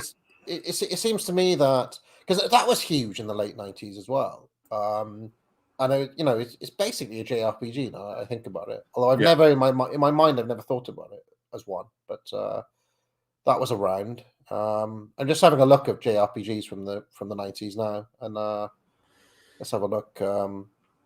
This was like, it was a pretty. It really depended on the platform you were playing. If you were a computer guy, if you're a computer gamer, you were playing the Western RPGs, right? Everybody had a buddy that was playing Warcraft. Everybody had a buddy that was playing not Warcraft, Diablo. Everybody, we were playing this kind of stuff. But if you were younger, this was the Japanese purposely targeted kids with games like Pokemon and these kinds of things. So yeah, it was a big marketing struggle back then for everybody to get to be who gets to be in everybody's living rooms. So the RPG thing it's a really fascinating, interesting pulp phenomenon, and it's probably my favorite genre of games, period. Yeah, I mean, as we get closer to the modern era, one game we haven't mentioned, by the way, or one series we haven't really talked about, is the Elder Scrolls series. What do you think about them? I really like Morrowind. I was less keen on Oblivion. I did like Skyrim. Everybody's probably going to cringe, but I thought Skyrim was amazing when it came out. But then I kind of just stopped playing it after 80 hours or whatever. I was like, there's only so much crafting of gems or whatever I can do. I'm gonna give up now. But what do you think of the Elder Scroll game? So I personally, I loved Morrowind. I thought Oblivion stunk, and then I thought Skyrim was great. But I do think that this is where games go wrong. This is where the philosophy behind creating games starts creating an environment that can be toxic, right? Mm-hmm. When you start getting into these sandbox open world games, you start getting what I call hyper immersion, right? Mm. It is it's like a more intense version of what the industry calls active immersion, and pretty much it kind of plays on liberal presuppositions, right? Individualist presuppositions. You make a character, and your character isn't so much a piece on a board. It's not a strategy thing anymore. Your character sort of becomes an expression of you, right? You customize it to be like you or how you want it, and the world you interact with, it changes according to your choices. It puts emphasis on choice, puts emphasis on these kinds of things, which really plays into these toxic liberal individualist presuppositions. Now, people are probably going to be like going nuts at me right now. I played them. I liked them. I like these games, but critically trying to be objective, where we look at where the philosophy of games went wrong. This is where I really believe that it went wrong. That sandbox games, open world games, with stories are less linear, where you have too much character customization, et cetera, et cetera. I think this is where games go wrong. Every once in a while I get an itch and think I might do a Morrowind run, because there is something about the whole if you remember Morrowind, right? You've been kidnapped and you wake up on a ship, and then the game's just like, yeah, go. Yeah. And there's just like nothing. It's just like you're a dude, you're naked, survive. You're like, go do something. And there is something about that was just brilliant. Like back in 2002, Morrowind is probably the game that had the steepest kind of you have a game where you give it a go and then you just give up. I probably did that 10 times before I actually played Morrowind properly. I can't think of any other game which had such a steep kind of barrier to entry, other than probably Dwarf Fortress, which is obviously a different genre. But yeah, so there was something about the challenge of that appealed to me at the time. But in practice, I tend to spend most of my time in Elder Scrolls games running around picking up herbs. I mean, that's just like, oh, I need this one fucking flower. Where's that? Where can I get that flower? Oh, I have to go to the valley of the valley with the pterodactyls in it. For the millionth time to get this one herb to complete a potion I want to make. Yeah. Open world games inevitably turns me into a murder hobo. I just like I'll make a character. I'm like, okay, this character is gonna be a good guy, and then I go into town. And it's like, Khajiit have wares if you have coin. I'm like, okay, I'm gonna kill him and take all his coin. And then it was just I can't not do that when I play a game. It's like it's too easy to do. But and then I end up just running around aimlessly for a while, and then I get bored. So I'm not a big open world guy anymore. But when it comes to the philosophy behind game making, I really believe that this is where we get into what a lot of like people that play games criticize about modern games, especially AAA games, is you get these games that have no end. Remember like the games we're talking about, Baldur's Gate and Final Fantasy and Pool of Radiance and all. These games had a story. When it was over, and then you would go buy the next game when that came out. These games now, they have endless hours of gameplay. They never end. They have DLCs. Now there's microtransactions, and they're completely designed to suck you into this hyper reality and bleed you of your time and your money. And this is just toxic to me. I've always liked the way that Baldur's Gate 2 does it, where it's like, right, we're gonna stick you on the railroad through Irenicus's dungeon.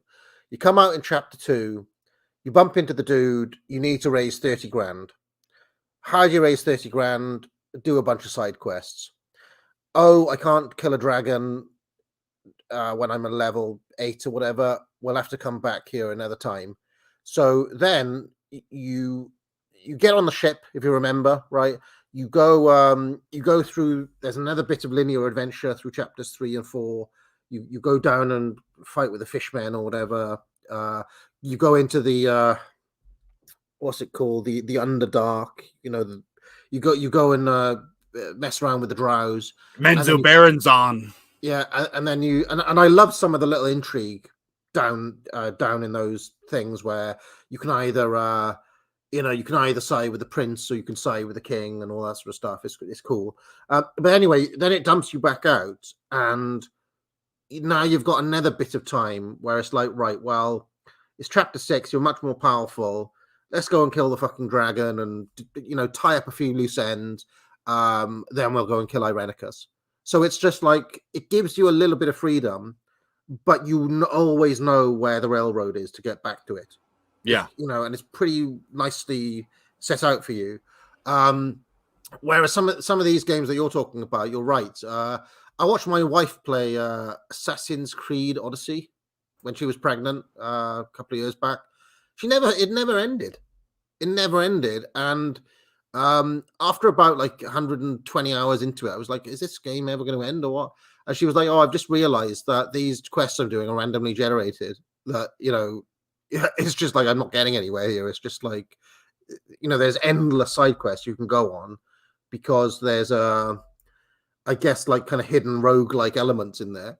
It's kind of it's a bit strange that. So I think you're right. The other thing about Elder Scrolls, while we're on it, on the one hand, one of the things I really loved about Morrowind was the sense of location, right? The sense of, oh, this is a really distinct town. And, it's got lore. You could go to the shelves and you could read the books. Baldur's Gate had that as well. You could just read a bit of the lore in your own time if you wanted to. The only other games that do that really well, to my knowledge, are the original Deus Ex on the little when you were reading people's emails and things. Do you remember? You'd hack into the system, and that's another game that does it well. But because they're trying to recreate the entire world, it leaves nothing to the imagination then. Whereas some of these older RPGs, like you could play, we're talking about Wizardry 7. All you've got is a bit of flavor text, almost like the flavor text that a dungeon master would read out, and your imagination has to do the rest. And Baldur's Gate, because it was had that isometric view, you kind of had to fill in a lot with your imagination as well in the isometric RPGs. Whereas I feel like by the time you're playing Skyrim, you're meant to be saying wow at the graphics, and you don't really imagine anything because it's trying to do it for you. So how do you feel about that? I think that this is a problem in the modern approach to storytelling, period. Not just in games, but also in fiction too. I deal in fiction. I run the Bizarre Archives, and there's this, in my opinion, terminal problem with people's obsession with world building, and it really sucks the wonder and the imagination out of storytelling, which part of the fun of inhabiting these worlds. We're talking about video games. We can talk about fiction. These are all types of art. In my view, all art is fantasy, and what makes something fantasy is the immersion. And when you're immersed in these worlds, you inhabit these worlds for the brief time that you observe these art forms. It's there has to be an element of mystery to it. There has to be something that's mystical and mysterious and strange. It's things about it that you make up, that kind of like you have to put the pieces together. It's part of the fun of it. When you read something and you're like, but everybody, whether you're talking about fantasy books or we're talking about RPGs now, there's just this obnoxious amount of lore that describes everything. Oh, I hate it. I absolutely hate it. And some of it is cool, like you said, like going to different towns and learning a little bit about the town. Yeah, that's cool and everything. But for real quick, I don't mean to interrupt you, but there's one like little project on YouTube. I'm a big fan. I love cosmic horror. I am obsessed with cosmic horror. There's this little project called The Back Rooms on YouTube, and it just was kid made this like horror short called The Back Rooms, and it's spooky and weird and kind of cosmic, and it's like supernatural. It's just strange, right? And I really enjoyed it. I thought he did a really good job of it. So I go and I look it up to see if there's any like other stuff involved with it. Lo and behold, there's an entire community and forum board that creates all of this lore. It has thousands of different versions of it. It explains in excruciating, exhaustive detail what every single entity and creature in the thing. And it's just like, that took all the fun and all the weirdness away from the creatures in this story. You know what I mean? You go fantasy books now, they put out these gigantic doorstopper books, and there's always been a market for that, but it's like everybody's obsessed with world building and nobody actually tells the story. And the fundamental the foundation of storytelling is the heroes interacting with the environment, telling story through action. That's how it's always been, in my opinion. So I don't like it. Yeah, I mean, this has actually crept into this is a long-running gripe of mine, Dave, which is it's actually found its way into movie making as well now, where it's like they're trying to put the appendix of Lord of the Rings, the notes that Tolkien kept. What's that book of kind of errata and the kind of miscellanea that he. Where he's like, he's developed the dwarf languages, and you go into the 10,000-year history of this tribe and that tribe. They want to put all of that back into the main narrative, and it sucks. I mean, my banner examples are, there was a Superman movie that came out, a while back. Was it called Man of Steel? Where we spent literally an hour of the film with Superman's dad. Right? We don't need an hour with Superman's dad. You just need to know he has a dad. You know, how about just 5 minutes with Marlon Brando? That's it. He's got a dad. Yeah, he was an alien. End of. We fucking know Superman's story, you know. Or how about the Tim Burton Willy Wonka, right? Where Wonka, rather than being this kind of enigmatic kind of chocolate factory owner, now he's got an evil dentist father who played by Christopher Lee, who bullied him as a kid, and that's why he, didn't let him eat sweets, and now that's why he's, it takes all of the mystery, all of the headcanon stuff that you could make up yourself out of it, and to me, it's it takes the magic and the fun out of all things. Exactly.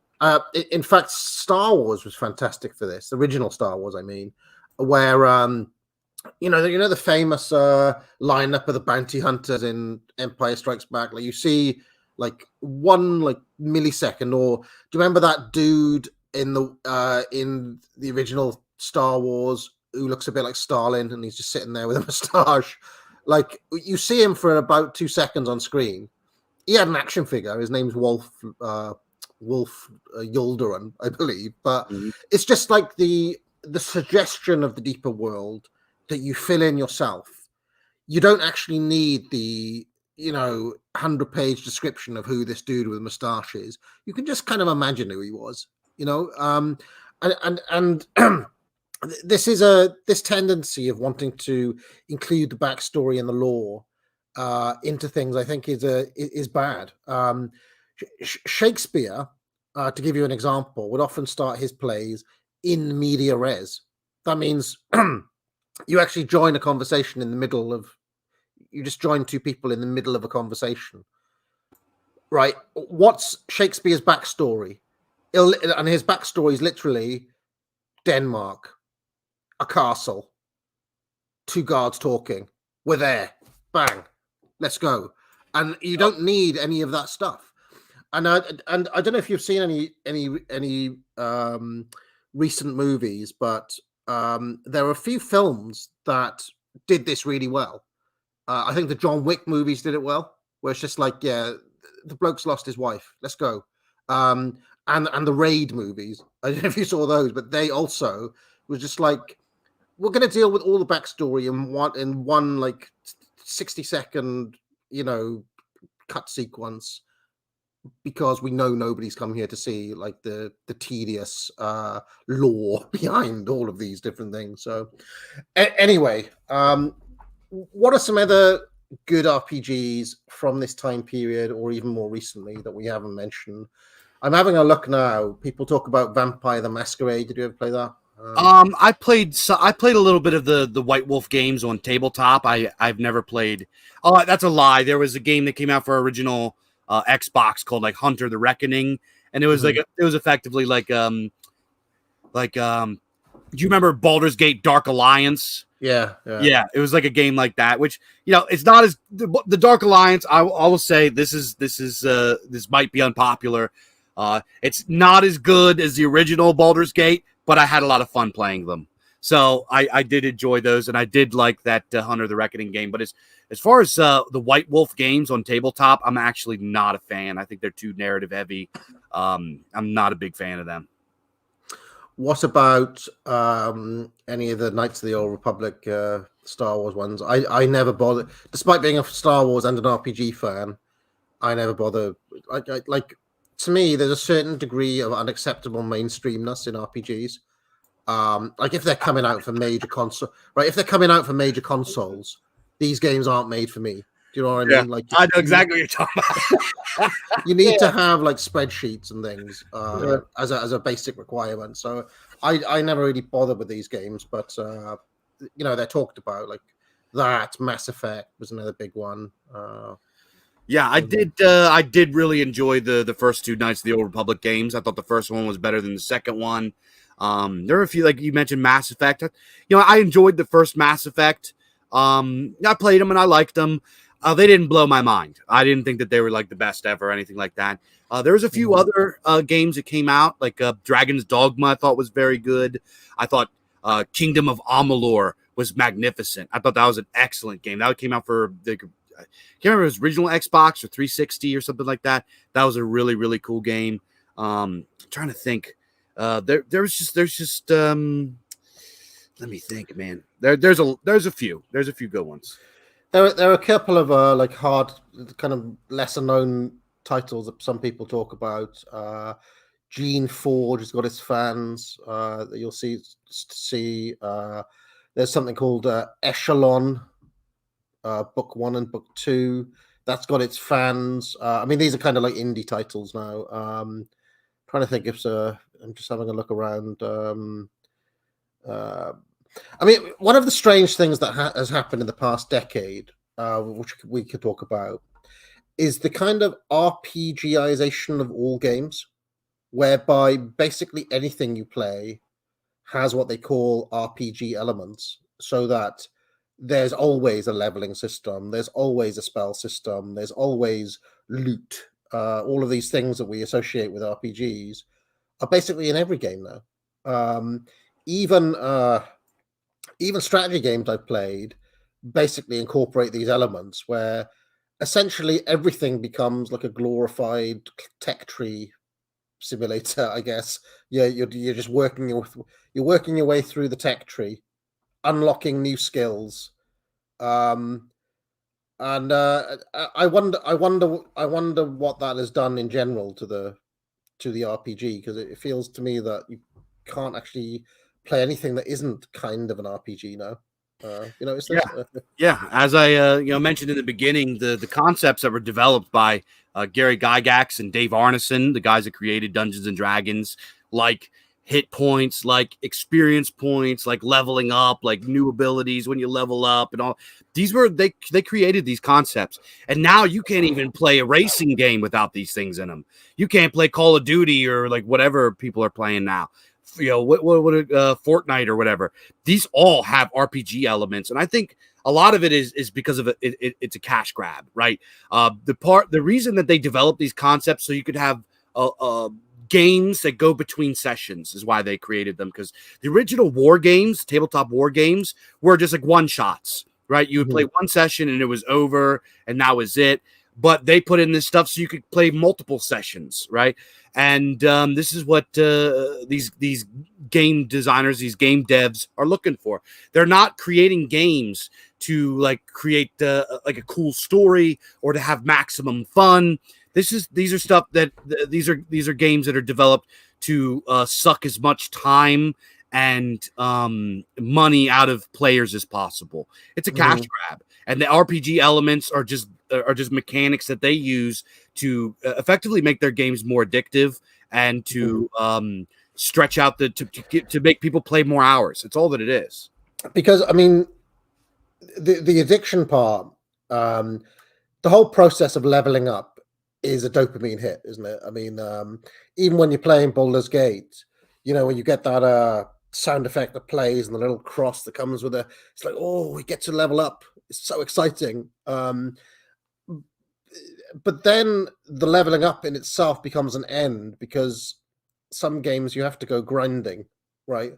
So I mean, even in the old RPGs, you can't really complete a Wizardry game if you don't go grinding, right?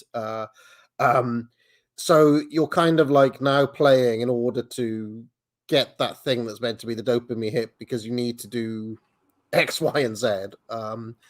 So that is addictive. But then also the whole process of getting loot is addictive, right?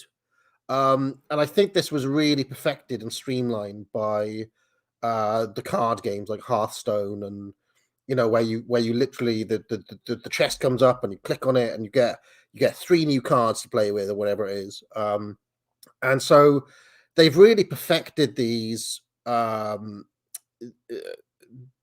of, they must trigger something in people.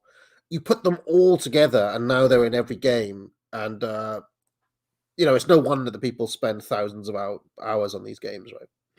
Yeah, exactly. Somebody mentioned in your chat, they said, by the way, shout out with Yiz, my homegirl Yiz, fellow OG tabletop role-playing game person. But who dares wins says devs hire teams of psychologists these days to get more insidious. This is true. This is what these AAA game companies, which, by the way, folks got to remember, these AAA games, like everybody's talking about how their sales are crashing. It's all terrible and this and that. But for some reason, they keep creating these multi-million-dollar games because they effectively, they're backed by financial groups like hedge funds and stuff like that. They just dump money on these game creators. So they have the money to hire teams of psychologists to make these games as addictive as possible. So I'm pretty against modern games. I don't play a whole lot of modern games. And when I do play a modern game, I like indies.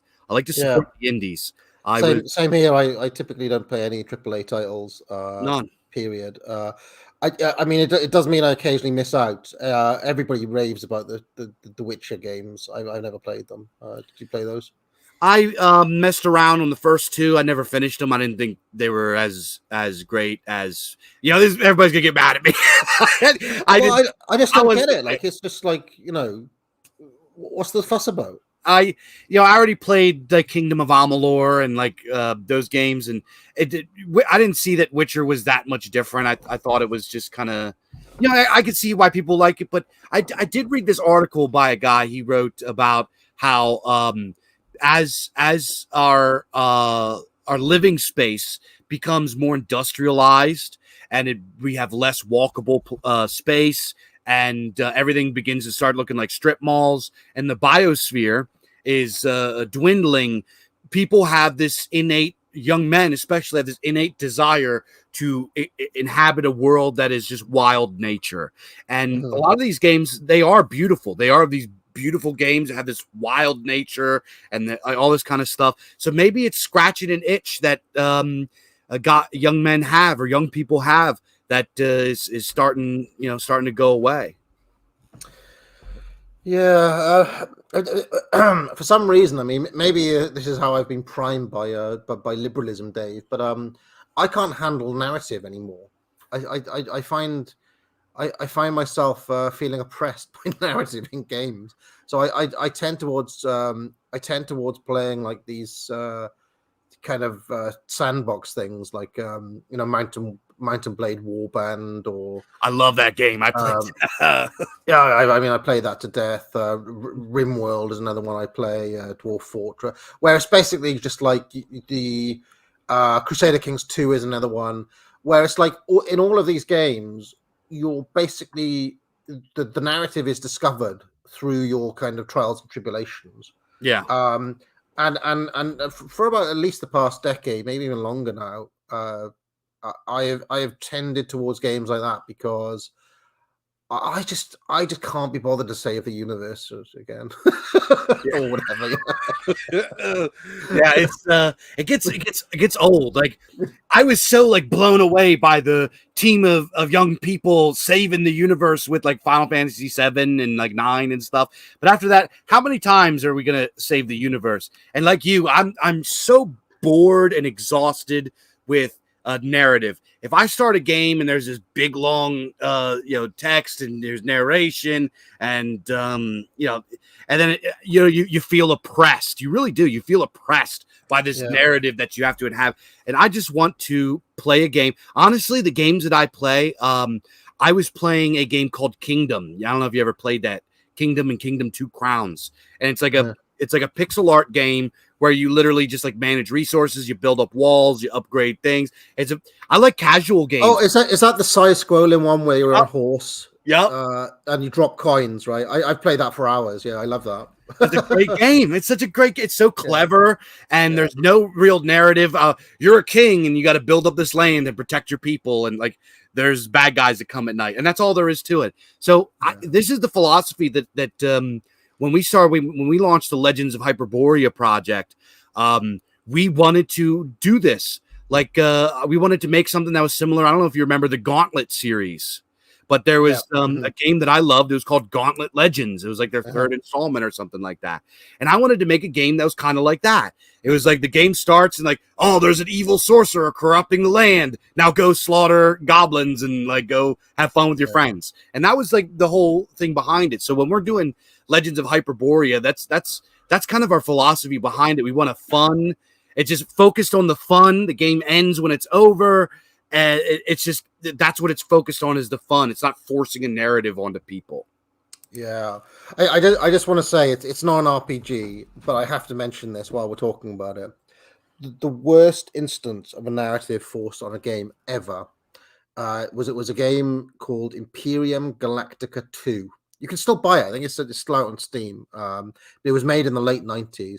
Fantastic hybrid it's like a kind of hybrid between Master of Orion and like a really shitty RTS or something like that, because when you conquer planets you actually have to do it with tanks and things like that, and you build up shit. It's like a space 4X thing. Really good game, but it forces you through a storyline. You have to watch a cut screen, and it's just it has no real impact on the game whatsoever. But it's just an example of where the need to shoehorn in narrative all over the place is just, it's kind of driven me nuts. That said, I'm still interested in why people rave about Witcher so much. What's so good about Witcher? Someone to sell me on like what does Witcher do that other RPGs haven't done 100 times already? Like what's the deal with it? I think they like the combat mechanics. I didn't really think the combat I can't answer that because I'm on your side. Like we're in the same boat. I don't get why it's so great. I do understand that they use a lot of it's kind of like a fresh take on like Slavic folklore is mixed in there, and some of the monsters and stuff are pretty cool. But as a whole, I don't know. I don't love it. I don't. And plus, it's got like a lot of like sex scenes and stuff like that in there. And now, like, don't get me wrong, I'm not a prude or anything, but I don't need to see that. I don't the Witcher guy does not. I don't need to see him banging elves and like have their elven titties out. Like I don't need to see that. You know what I mean? I'm a dad. I got kids. I don't want my kids walking in and seeing that. I like the really seedy cut scene that used to come in. If you ever do any sex in Baldur's Gate 2, Baldur's Gate or Baldur's Gate 2, it cuts to this really seedy cut scene where you see a rat run under a bed, and that's all you see. It's like that's all you need. It's implied. You know what's happening, and we're going to cut away now. There's this when it comes to storytelling period, we've kind of like forgot there's been this the idea of implicit storytelling has kind of been forgotten, like implied things. Like the movie that comes to mind when we're talking about film is like Texas Chainsaw Massacre and the first Halloween. Like, there was some violent scenes in these things, but most of the violence was implied. You didn't see a whole lot of blood and guts, and it was still scary. You know what I mean? Yeah, and again, it's the headcanon. You get a glimpse of the Leatherface's family, right? You just see their living room for a couple of minutes, and you fill in all the rest. You don't actually need to see them, engaged in any of those things. In fact, there's some very good movies for that. There's one called. Did you ever watch Funny Games? The original Michael Haneke movie from 1997. Nah. That actually, well, all that happens in that film is that two strangers turn up and basically like torture and rape, and they terrorize this young couple. But whenever anything bad is happening, the camera just pans away and looks at the wall, and all you can do is like hear what's happening. It's very effective. So the need to explicitly show things on screen is I'm a bit disappointed by the fact that has happened, because I thought that we were approaching a time where audiences were sophisticated enough to not have to bother. I remember when Breaking Bad came out, that would do a lot of narrative jumps, and it would just be like, right, we're on to the next thing, take that as read, we don't need to fill it in type thing. But it seems like it seems like that was a blip rather than a trend. I'm trying to think of any more recent RPGs. I bought a pile of them because I wanted to stop being such a stick in the mud. I wanted to kind of assess some of the new ones. I bought Pillars of Eternity. I bought a game called Kenshi, which is interesting actually. Kenshi is interesting. There was Pathfinder Kingmaker, which I mentioned. I've had a lot of fun with a game called Battle Brothers, but that's not really an RPG. That's kind of Mount and Blade, but turn based. If you haven't played it, they're a group of you play as a group of Vikings. It's fun. That sounds awesome. Oh, it's fucking rock hard though as well. Battle Brothers, yeah. You'd enjoy that without doubt. I'm trying to see what else. There's a game called Thea the Awakening that people talk about. I only had I had about 7 hours on it at one point. It's all right, I mean, we haven't talked about XCOM, but they're not really RPGs. I haven't really played. I think I played the first one, and I haven't not really in on that. Yeah, kind of turn-based tactical. What would you call that? Like turn-based tactical combat, I guess you'd call it. It's not really RPG. There were a lot of great tactics games that came out. You're talking about. I know a lot of people know Final Fantasy Tactics, but probably my favorite game of all time. And this is a game that not a lot of people have heard about. It was a Japanese game, but it was a game called Brigandine, and it was a fantasy RPG tactics game. And the story was very, very light. It was effectively you picked a character, which was a ruler of one of these different regions, and your job was to pretty much take over the whole realm. And you get magic points, and you could summon different like units, like golems and griffins and dragons and vampires, and they would level up, and they would you could choose a different direction for them. Like they could become like an archangel or like just like all kinds of stuff like that. But it was a lot of fun. It was one of the best games. I liked it so much. I wrote an article on the Bizarchive Substack about it. What was that called again? It was called Brigandine, I believe is Brigandine. Legend of Forsena or something. The art is a little bit anime, but it is a really good game. And they made a sequel of it for Switch, and I hated it. So I was like looking forward to that for years, and they came out with it, and it's super cartoony and anime, and it feels like a mobile game, and I hated it, and I was really disappointed. But the first one, you're gonna have to get it. It came out for original PlayStation, and it was an awesome game. I'm just having a look at the top rated RPGs on Steam. Number one is you guessed it, The Witcher 3 Wild Hunt. Number 2 is Stardew Valley, which I would argue is not an RPG. No, I've played many hours on Stardew Valley, but it's just not an RPG. Then there's a game called Warframe that I've not heard of. I played Warframe. That's like a shooter. It's not an RPG. Elden Ring, isn't that a Dark Souls thing? It's not really an RPG either, is it? Yeah, that's like a what do they call it? Souls like or something. I haven't played it. Too many people like it for me to play it. So yeah, less said about Dark Souls, the better. yeah. I think. If everybody raves about something, that's something I'm not going to play. Just don't.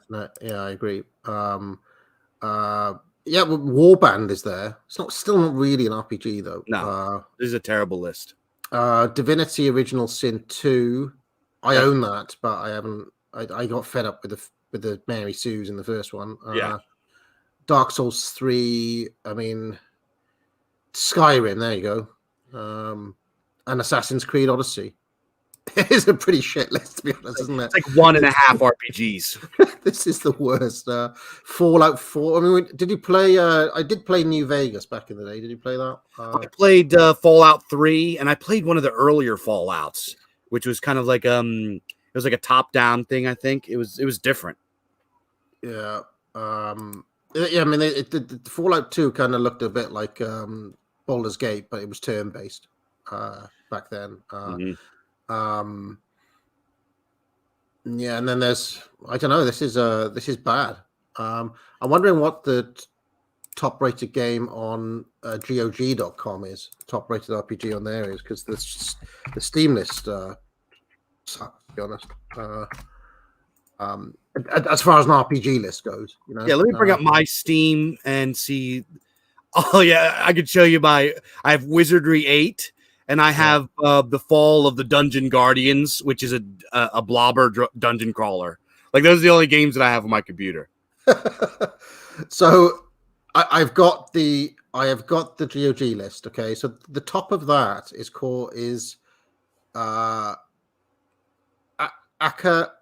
Akalebeth, World of Doom. So there you go. I've never heard of that, but sounds RPG. Yeah, it was made in 1980 by Richard Garriott. Oh, Lord British. Yeah, there we go. Oh man. Then they've got all the Ultima games atop Wizard's Crown, Forgotten Realms Archive Collection. So it seems like at least on the GOG.com, actual RPGs are at the top of the list as opposed to Wizardry 6 and 7, the Kryn series. There was another gold box thing. I think we mentioned most of the main ones. There's Darkland, which I mentioned before. All right, great. So, Dave, do you have time to have a look at some super chats before we get out? Yes, I do. Yes, sir. Yes, the Eunuch says, "Big up Dave Martell and Culture Dads. Great convo, and I'm happy to see Dave Martell on an AA stream. Keep up the great work." Darth Killoon says, "Even the German general staff played war games that assisted them in developing their strategies to defeat armies in the field. Field Marshal Moltke was famous for establishing that precedent." So there we go. Yiz the Eunuch says, "In the modern era video games, I think the first Dragon Age Origins is one of the best fantasy RPGs. I've yet to play a better modern Vidya fantasy RPG. Recommendations, opinions on Dragon Age Origins?" Go on, Dave. I loved it. I thought Dragon Age Origins was an excellent game. Obviously, there's some stuff in there that's kind of libtarded, you know what I mean? But it was a really, really great game. And Dragon Age 2 was garbage. And Dragon Age 3, I couldn't even get past it because it was so paused. But the first one was really cool. And I thought it was probably one of the... I think BioWare came out with that. I think that's probably BioWare's strongest title, in my opinion. Yeah, I own that. And apparently I played 3 hours on it. But I'm trying to remember. I'm trying to jog my memory as to what that 3 hours was. Wait, what else? BioWare also came out with Icewind Dale. Didn't BioWare make Baldur's Gate? Yeah, okay. So it's their strongest modern title. We'll say that. Yeah, all right. Yeah. Maybe I'll check out Dragon Age again. I can't remember. It says I played 3 hours on it, but you know that could be that it was on the title screen for 3 hours. Yeah, and I never actually played it. You know, looks good. They also had they made Jade Empire, which is a really cool kind of Asian themed action RPG game that's very playable to go back and check out. Okay. JS says, "If you had to pick up your in real life idle animation, what would it be? Just bouncing up and down, or bobbing from side to side, or perhaps something more fancy?" Wait, what's the question? If you had to pick your in real life idle animation, what would it be? Just bouncing up and down, bobbing from side to side, or perhaps something more fancy? I like the ones where the dudes kind of just like sway back and forth and like sway their swords and their hair flows. That would be me. I have always liked M. Bison's stance from Street Fighter 2. Let me just show you. Oh yeah. Yeah, that stance from M. Bison there, where he's got what I'd stand like that. That would be my stance. And when I'd win, I'd have a cape like that. Yeah. Oh yeah. So there we go. Yeah. I'm an advocate of capes. I think we should bring them back. Yeah, me too. Yeah. Yes, the Eunuch says, in regard to AAA games using psychological tactics, do you think modern games being overly defined with lore and characters being over-explained is due to the anti-white need to pathologize everything? Yeah.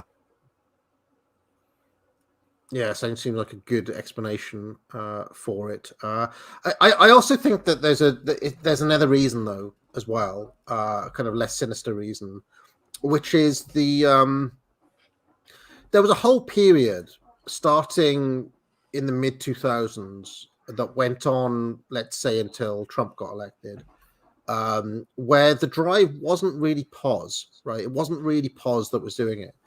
It was the need to appease a kind of vocal fan base. Um, and what I mean is fans would always say they wanted these things in it. Or as the internet got got bigger, the whole like geek culture became quite mainstream.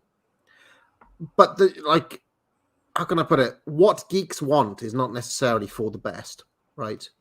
Do you understand what I'm saying, Dave? Like there was a whole. I remember about 10, 15 years ago, a lot of geeky types would pride themselves on having this kind of deep knowledge of lore and so on. And they pick up on every little thing, and I feel like it pushed writers into being more like this over time.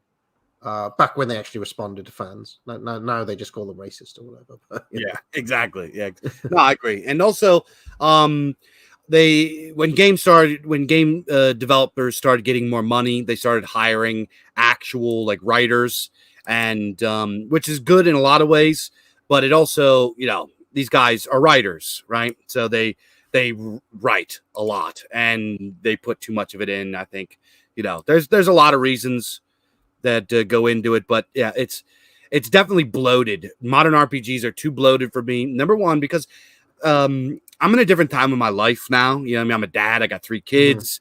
I got work. I got stuff to do. I can't sit through long cut scenes and read all the lore. And when I sit down to play video games, I want to sit down. I want to play for 10, 20 minutes before bed to chill out, and then that's it. So maybe I'm just like becoming a 30-year-old boomer. But hey.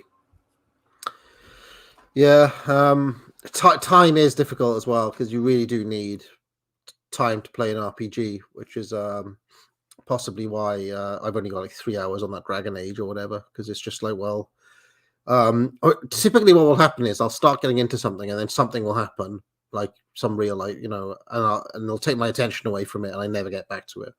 I've got hundreds of games on my Steam and GOG accounts where I've started, but I then never go back to it because I don't know, I go on holiday or it's been 5 days since I've been able to sit down with it again or whatever, and by that point you've lost interest. So yeah, and you forget everything that's going on in there. You're like, wait, who's this guy? Why am I supposed to care? And you're like, I don't want to go back. I don't want to start over. So yeah, that happens to me too. Years says, Final Entropy. Dave, have you played a dark fantasy RPG called Tyranny? It's a small unknown game by Obsidian, but it's an amazing RPG experience that you'd love. P.S. I love Brigandine 2. I also own Tyranny, by the way, but I've not played it. Dave? I have not played Tyranny. That sounds cool, though. I'll definitely check it out. You said somebody mentioned Brigandine? Yeah, Yiz says she loves it too, yeah. Hell yeah. Love that game. There we go. And then more. That was the entropy. These are now the main super chats. So, Port Film Co-op says RPGs correlate with a decline in birth rates. Well, I mean, that's certainly something to talk about. But I would argue that the digital age period correlates with decline in birth rates. And honestly, the decline in birth rates really started before the digital age. So I don't know. I don't know if we can necessarily blame fringe RPGs on the overall civilizational decline of birth rates. I think it has more to do with things like feminism and capitalism and et cetera, et cetera. Mr. Monty Fontaine says, Dave or AA, have either of you played Dwarf Fortress? Meant to be the most complicated video game ever made, but I've never tried it out. Monty Fontaine, not only do I play Dwarf Fortress, I play it with a massive expansion mod that makes it even more complicated and even more autistic. So yes, I love Dwarf Fortress. It's one of my keeper games. I've got there are certain games that make it over a threshold and it becomes a keeper, i.e., it's a game you come back to again and again and again. Baldur's Gate is another one of those titles. I'm trying to think of some others now. I mean, I've got I've got about 10 games I come back to again and again. That is definitely one of them. Although I will say, because it's constantly updated and you have to like download it fresh every time and stuff. A lot of the time these days, to scratch that same itch, I play RimWorld instead. But Dwarf Fortress is better than RimWorld ultimately. But it's just sometimes when you've only got an hour or whatever, it's easier to stick RimWorld on. What about you, Dave? You ever played Dwarf Fortress? I have not. Sounds cool though. I mean, when I say it's got a learning curve, it's like a steep cliff. But when you're over that steep cliff, it's the best game ever. I'll take a look. Yeah, it is one of the least intuitive games of all time, though. By which I mean everything is keyboard driven, right? So you have to. But if you can imagine, in one menu, W, A, S, and D go up and down. In the next menu, it's the U button that goes. It's just none of the things make sense in the game, But it is incredible. It's it's the supreme achievement in autism, and I would maintain that. I will not believe in gender equality until a woman makes something like Dwarf Fortress. But it's never going to happen. It's never going to happen, right? Based. Time Stealer says wisdom is only possessed by the learned. Winter Phoenix Forest Corinne says, ever play Air Tonelico? I've not even heard of that. Nah, I've never heard of that. He also says Lost Technology, a real-time anime strategy game. I think he's winding me up mentioning anime titles.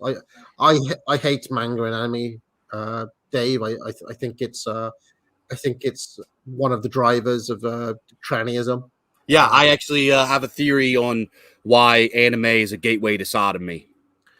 Do tell me it, because it's one of my special interest areas. Not because I want to become a tranny, but because I fucking hate anime. Yeah. So, anime, first of all, anime is created for a Japanese audience, right? It is a reflection of Japanese people, so on and so forth. Obviously, if you go look at the early anime movies, things like Ghost in a Shell, Ninja Scroll, Akira, Fist of the North Star. These movies look very, very different than the anime that comes out now, right? These were designed with the Western audience in mind. And what I'm talking about here is the problem with anime is that when the Japanese depict themselves accurately, it is confusing for a developing Western mind, because the sexual dimorphism between Japanese people is much more narrow than that of Western people. If you look at a Western man, like a white guy and a white lady, or European, or even there's several other ethnicities that have wider sexual dimorphism. The men were taller, we have broader shoulders, we have beards and deeper voices. The women are much more curvy. They're much more feminine. The differences are much more pronounced. In the Japanese, they have a much more narrow sexual dimorphism. The men, they're much more youthful looking. They have less facial hair. They have higher pitched voices. They're smaller in frame. They have smaller hands, more narrow shoulders, and the women look very, very similar. So when people watch anime, especially young people watch anime, and they have these like love stories between these characters, these men and these women, to them it looks like a homosexual or even a pedophilic or pederastic relationship, because they do look youthful. They look much younger. They don't have the signs of aging that Western people do, and the sexual dimorphism is much smaller. And then add in kind of a tongue-in-cheek Japanese kind of cultural things. They have the pervy old man trope. They have the animal that they work in a lot of anthropomorphism, which is very present in their folklore and not so much present in our folklore. So it has this this quality of animals, sexual and romantic situations between two characters that appear to a Western mind to be childlike and of similar appearance, right? So it cross wires the brain, and when you get immersed in this, it really normalizes what could be discerned and perceived by a Western mind as bestiality, as homosexuality, as cross dressing, and of pederasty. Very interesting. But I mean, anybody who denies the link between these two things has to explain to me why every tranny dresses like a manga schoolgirl. Yeah, not all anime fans are trannies, but all trannies are anime fans. Fact. Eliminatus4 says, "What's Dave's opinion on epic fantasy?" Wink. Illuminatus, that's my dude. He's a writer for the Bizarre Guys. Very, very brilliant writer.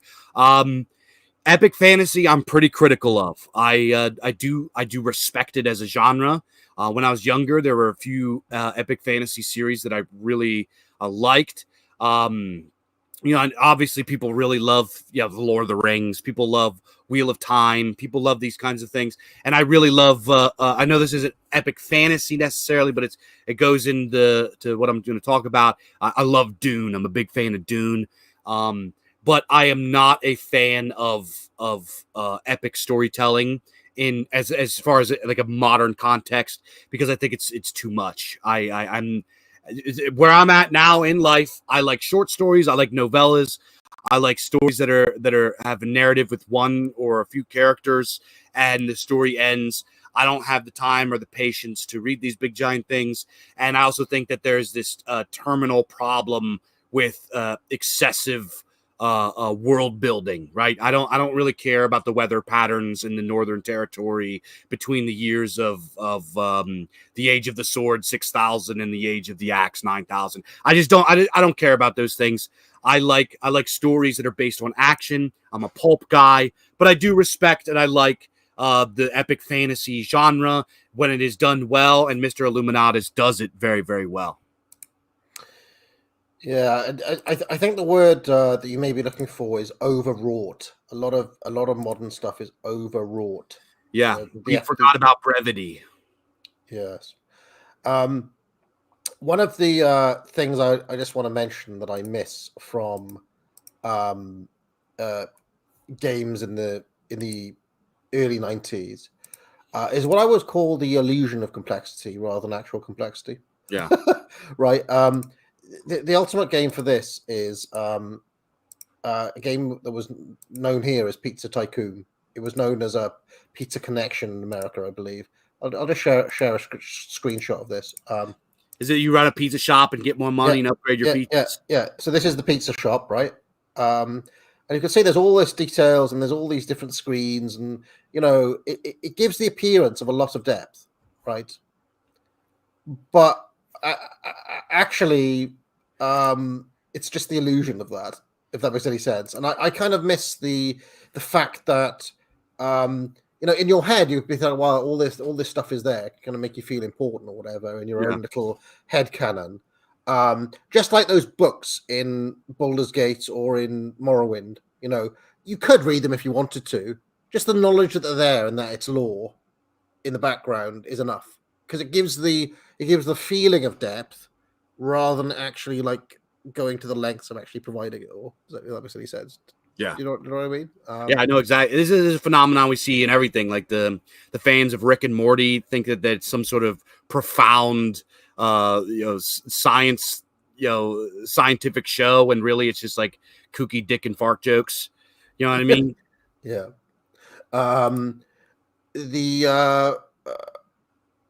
Mr. Monty Fontaine says, "Did either of you play Sunless Sea? So much of it left to the imagination. I couldn't stop thinking about it when I wasn't playing it." I have not played Sunless Sea. Have you heard of that one? I have not. Never even heard of it.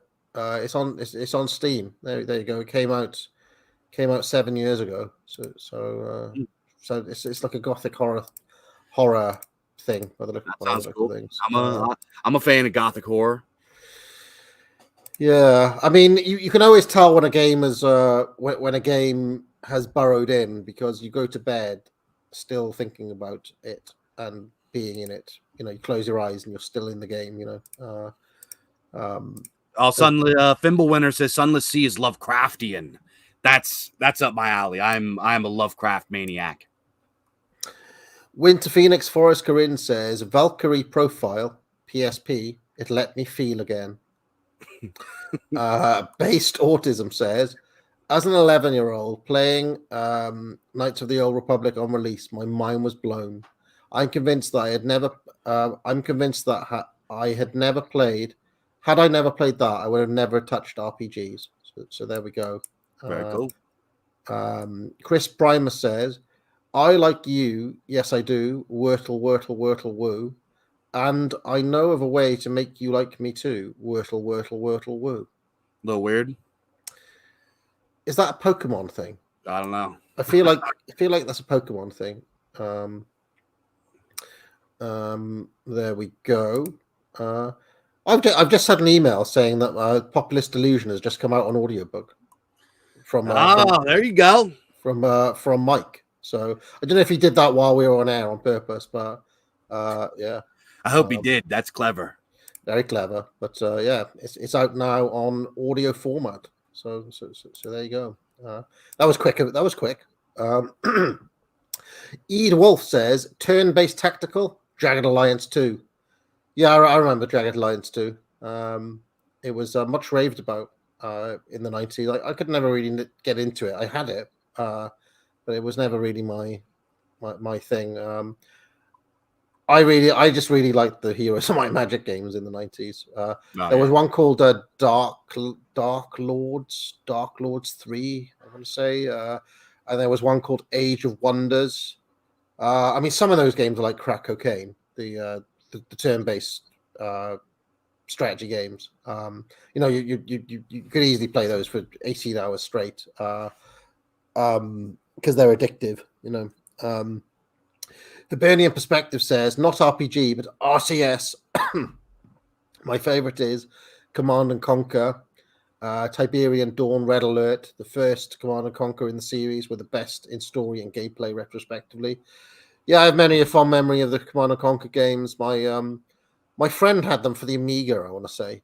And I remember, you know, we'd go around there and we'd take it in turns to play through it. For some reason, the only thing I can remember though is the kind of video cut screen. There's some Russian dude on the he's like flying a plane, and then one of the characters, I remember it was a female character. You click on her and she says, "Shake it, baby." Do you remember that? That was in the Command and Conquer. I actually never played Command and Conquer. When it comes to strategy games, my favorite strategy game of all time, outside of Brigandine, is probably Romance of the Three Kingdoms, if anybody remembers that. Yeah, I've definitely heard of Romance of the Three Kingdoms. Yeah, and Genghis Khan too. Interesting selections. Yeah, I mean, it'll be a whole different stream if we want to talk about strategy games because there's so many of those as well. Oh, yeah. All right. Neil Knows Nothing says, you didn't say much about Dungeon Master. The graphics were a big advance on what came before, and the spell system was unique. I love that game. Well, you mentioned it briefly, Dave. Do you want to say it? This is the 1987 Dungeon Master, right? Yeah, I've never played it. I am aware of it. I saw there's just so many games that are coming out of that time. You know, it's just hard to play. Yeah, I mean, it's got a pretty famous look. I'll just share the screenshots. You may have seen, you know, there's a mummy and there's some skeletons, and you know, there's some of these things that we're very used to seeing now, like do you see the inventory there? Like these are some pretty big breakthroughs because if you play Wizardry, the inventory is just like a list of words, like it's just a list of items. Yeah. Whereas having them spatially put out like that, trying to remember if any of the other games did that. I want to say Ultima did that as well. Feels like I seem to remember Ultima had the visualized inventory in that way as well. So yeah, it looks good. I've never played. I know it's rep, but I've never played it, and clearly somebody remade it. Looks awful. The remake, but I definitely play the original. Okay, let's carry on. Charlemagne says, "Is Dave a game programmer? Is he making a game now?" I am not a programmer. However, I am I'm the producer for a game project called Legends of Hyperborea, and the lead programmer, lead developer, his name is Fornull. He has a YouTube channel on here. Everybody should check him out. Really, really smart, talented guy. Does music and 3D graphics and all kinds of stuff. So Fornull is doing that.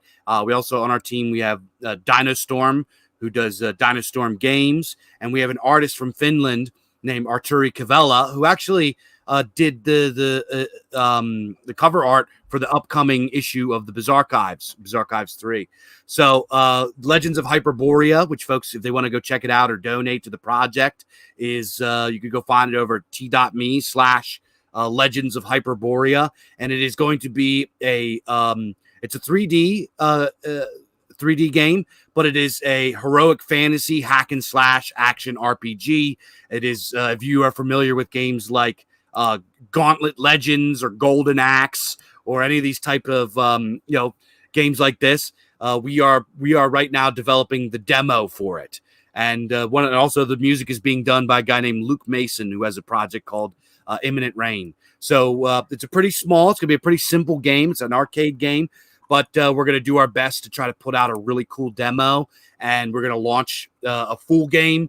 And we want to get into making games. We want to really dig into the parts of the culture war that the bad guys have gotten their hands on, and we want to. If we're not making games, they will, and we all know what they do with games. So we are We're going to do our best to make a video game. Like I said, folks want to check it out. t.me/Legends of Hyperborea. It's going to be just big, muscular, heroic fantasy heroes going and slaughtering maximum levels, maximum numbers of goblins and baddies and ugly, monstrous, disgusting things. So it's gonna be. I hope it turns out as good as we're envisioning.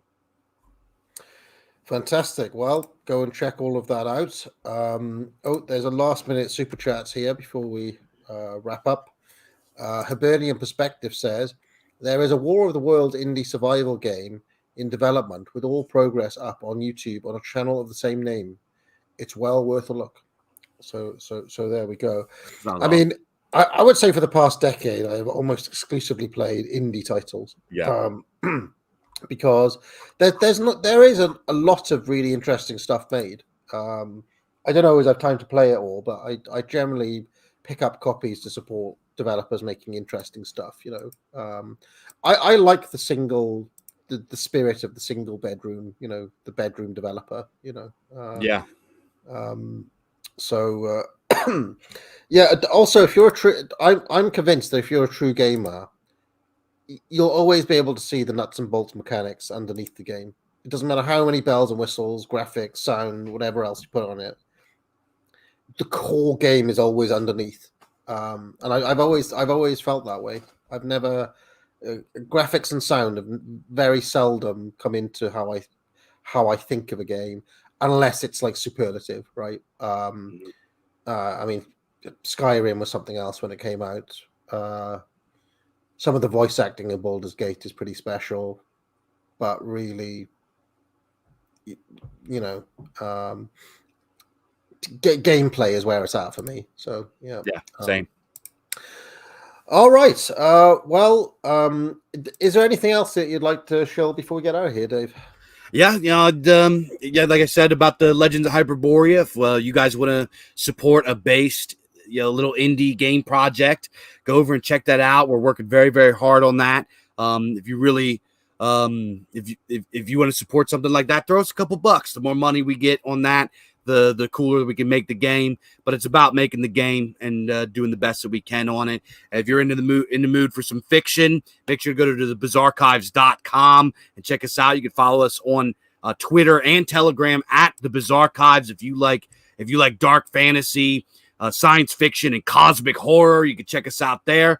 Also, I am one half of the Culture Dads podcast, which has two based publishing dads, me and Mike from Imperium Press, come together to do deep dives into retro pop culture for folkish and dissident minds. We just did an episode of Ninja Scroll. We did one on Western animation, like the movies like Fire and Ice, Gandahar, Heavy Metal, the movie. We have one on black metal. We have one on RPGs, which spurred this episode here. We got one on The Godfather and the Indo-European elements of that film. Next up, we're going to talk about old school UFC and the beginnings of MMA. So a lot of cool stuff lined up over there for Culture Dads. So go check that out. That is at imperiumpress.org/podcasts. So I just want to thank Mr. AA for bringing me on. I had a lot of fun on here. I've been watching the chat. You guys are awesome. I just appreciate all you guys. Many blessings. And if you guys want to go back and check out these old school games, some of them are pretty primitive and tough to get into, the really, really early ones. But some of the ones we were talking about are just treasures. Baldur's Gate 1 and 2, Wizardry 7 and 8, Might and Magic, Ultima 4 and 5 and 6. Dude, these games were like really just like pieces of art. This was just an intuitive, ingenious art form that they were creating back then. Single guys or 2 and 3 buddies coming together to make these things. It was really truly an embodiment of the Western spirit. And it was, as I mentioned before, it was they were kind of the next chapter in the grand ancestral saga of the mythopoetic tradition that we have as storytellers, as gamers, as guys that create very cool, interesting, and unique pastimes and cultural relics. So go check it out. Thank you so much, everybody, for having me on. Thank you, Mr. AA. I had just a blast. Great. Yep. And I'll just remind you, pick up some courses from the academic agency. Pick up an audio version of Populist Delusion, which I've just found out about from an email. I'll share that on my community tab soon. Join the channel, buy a mug, and I'll see you tomorrow night for Unpopular Opinions. Also, I've just remembered I'm meant to be doing an interview with a libertarian dude who I knew from back in my wrestling fandom days. I was a big pro wrestling fan, Dave. I was too. Yeah, but like when I say big, I like like everything else, like all the way properly nerdy into wrestling. Real quick, who are your favorites back in the day? Teddy DiBiase, Ric Flair. $1 Million Man. Yeah. I met $1 Million Man. Yeah, so did I actually. Where did you meet him? Philadelphia Comic-Con in 2008. See, he's a big guy, isn't he? Like you wouldn't think it in wrestling, but you've got to remember that he's standing next to Hulk Hogan, who's like 6'10" or whatever. So when you see a wrestler in real life, even like Ted DiBiase, you wouldn't think of as big. He's actually a very big guy. But I got a signed autograph from DiBiase. Very cool. But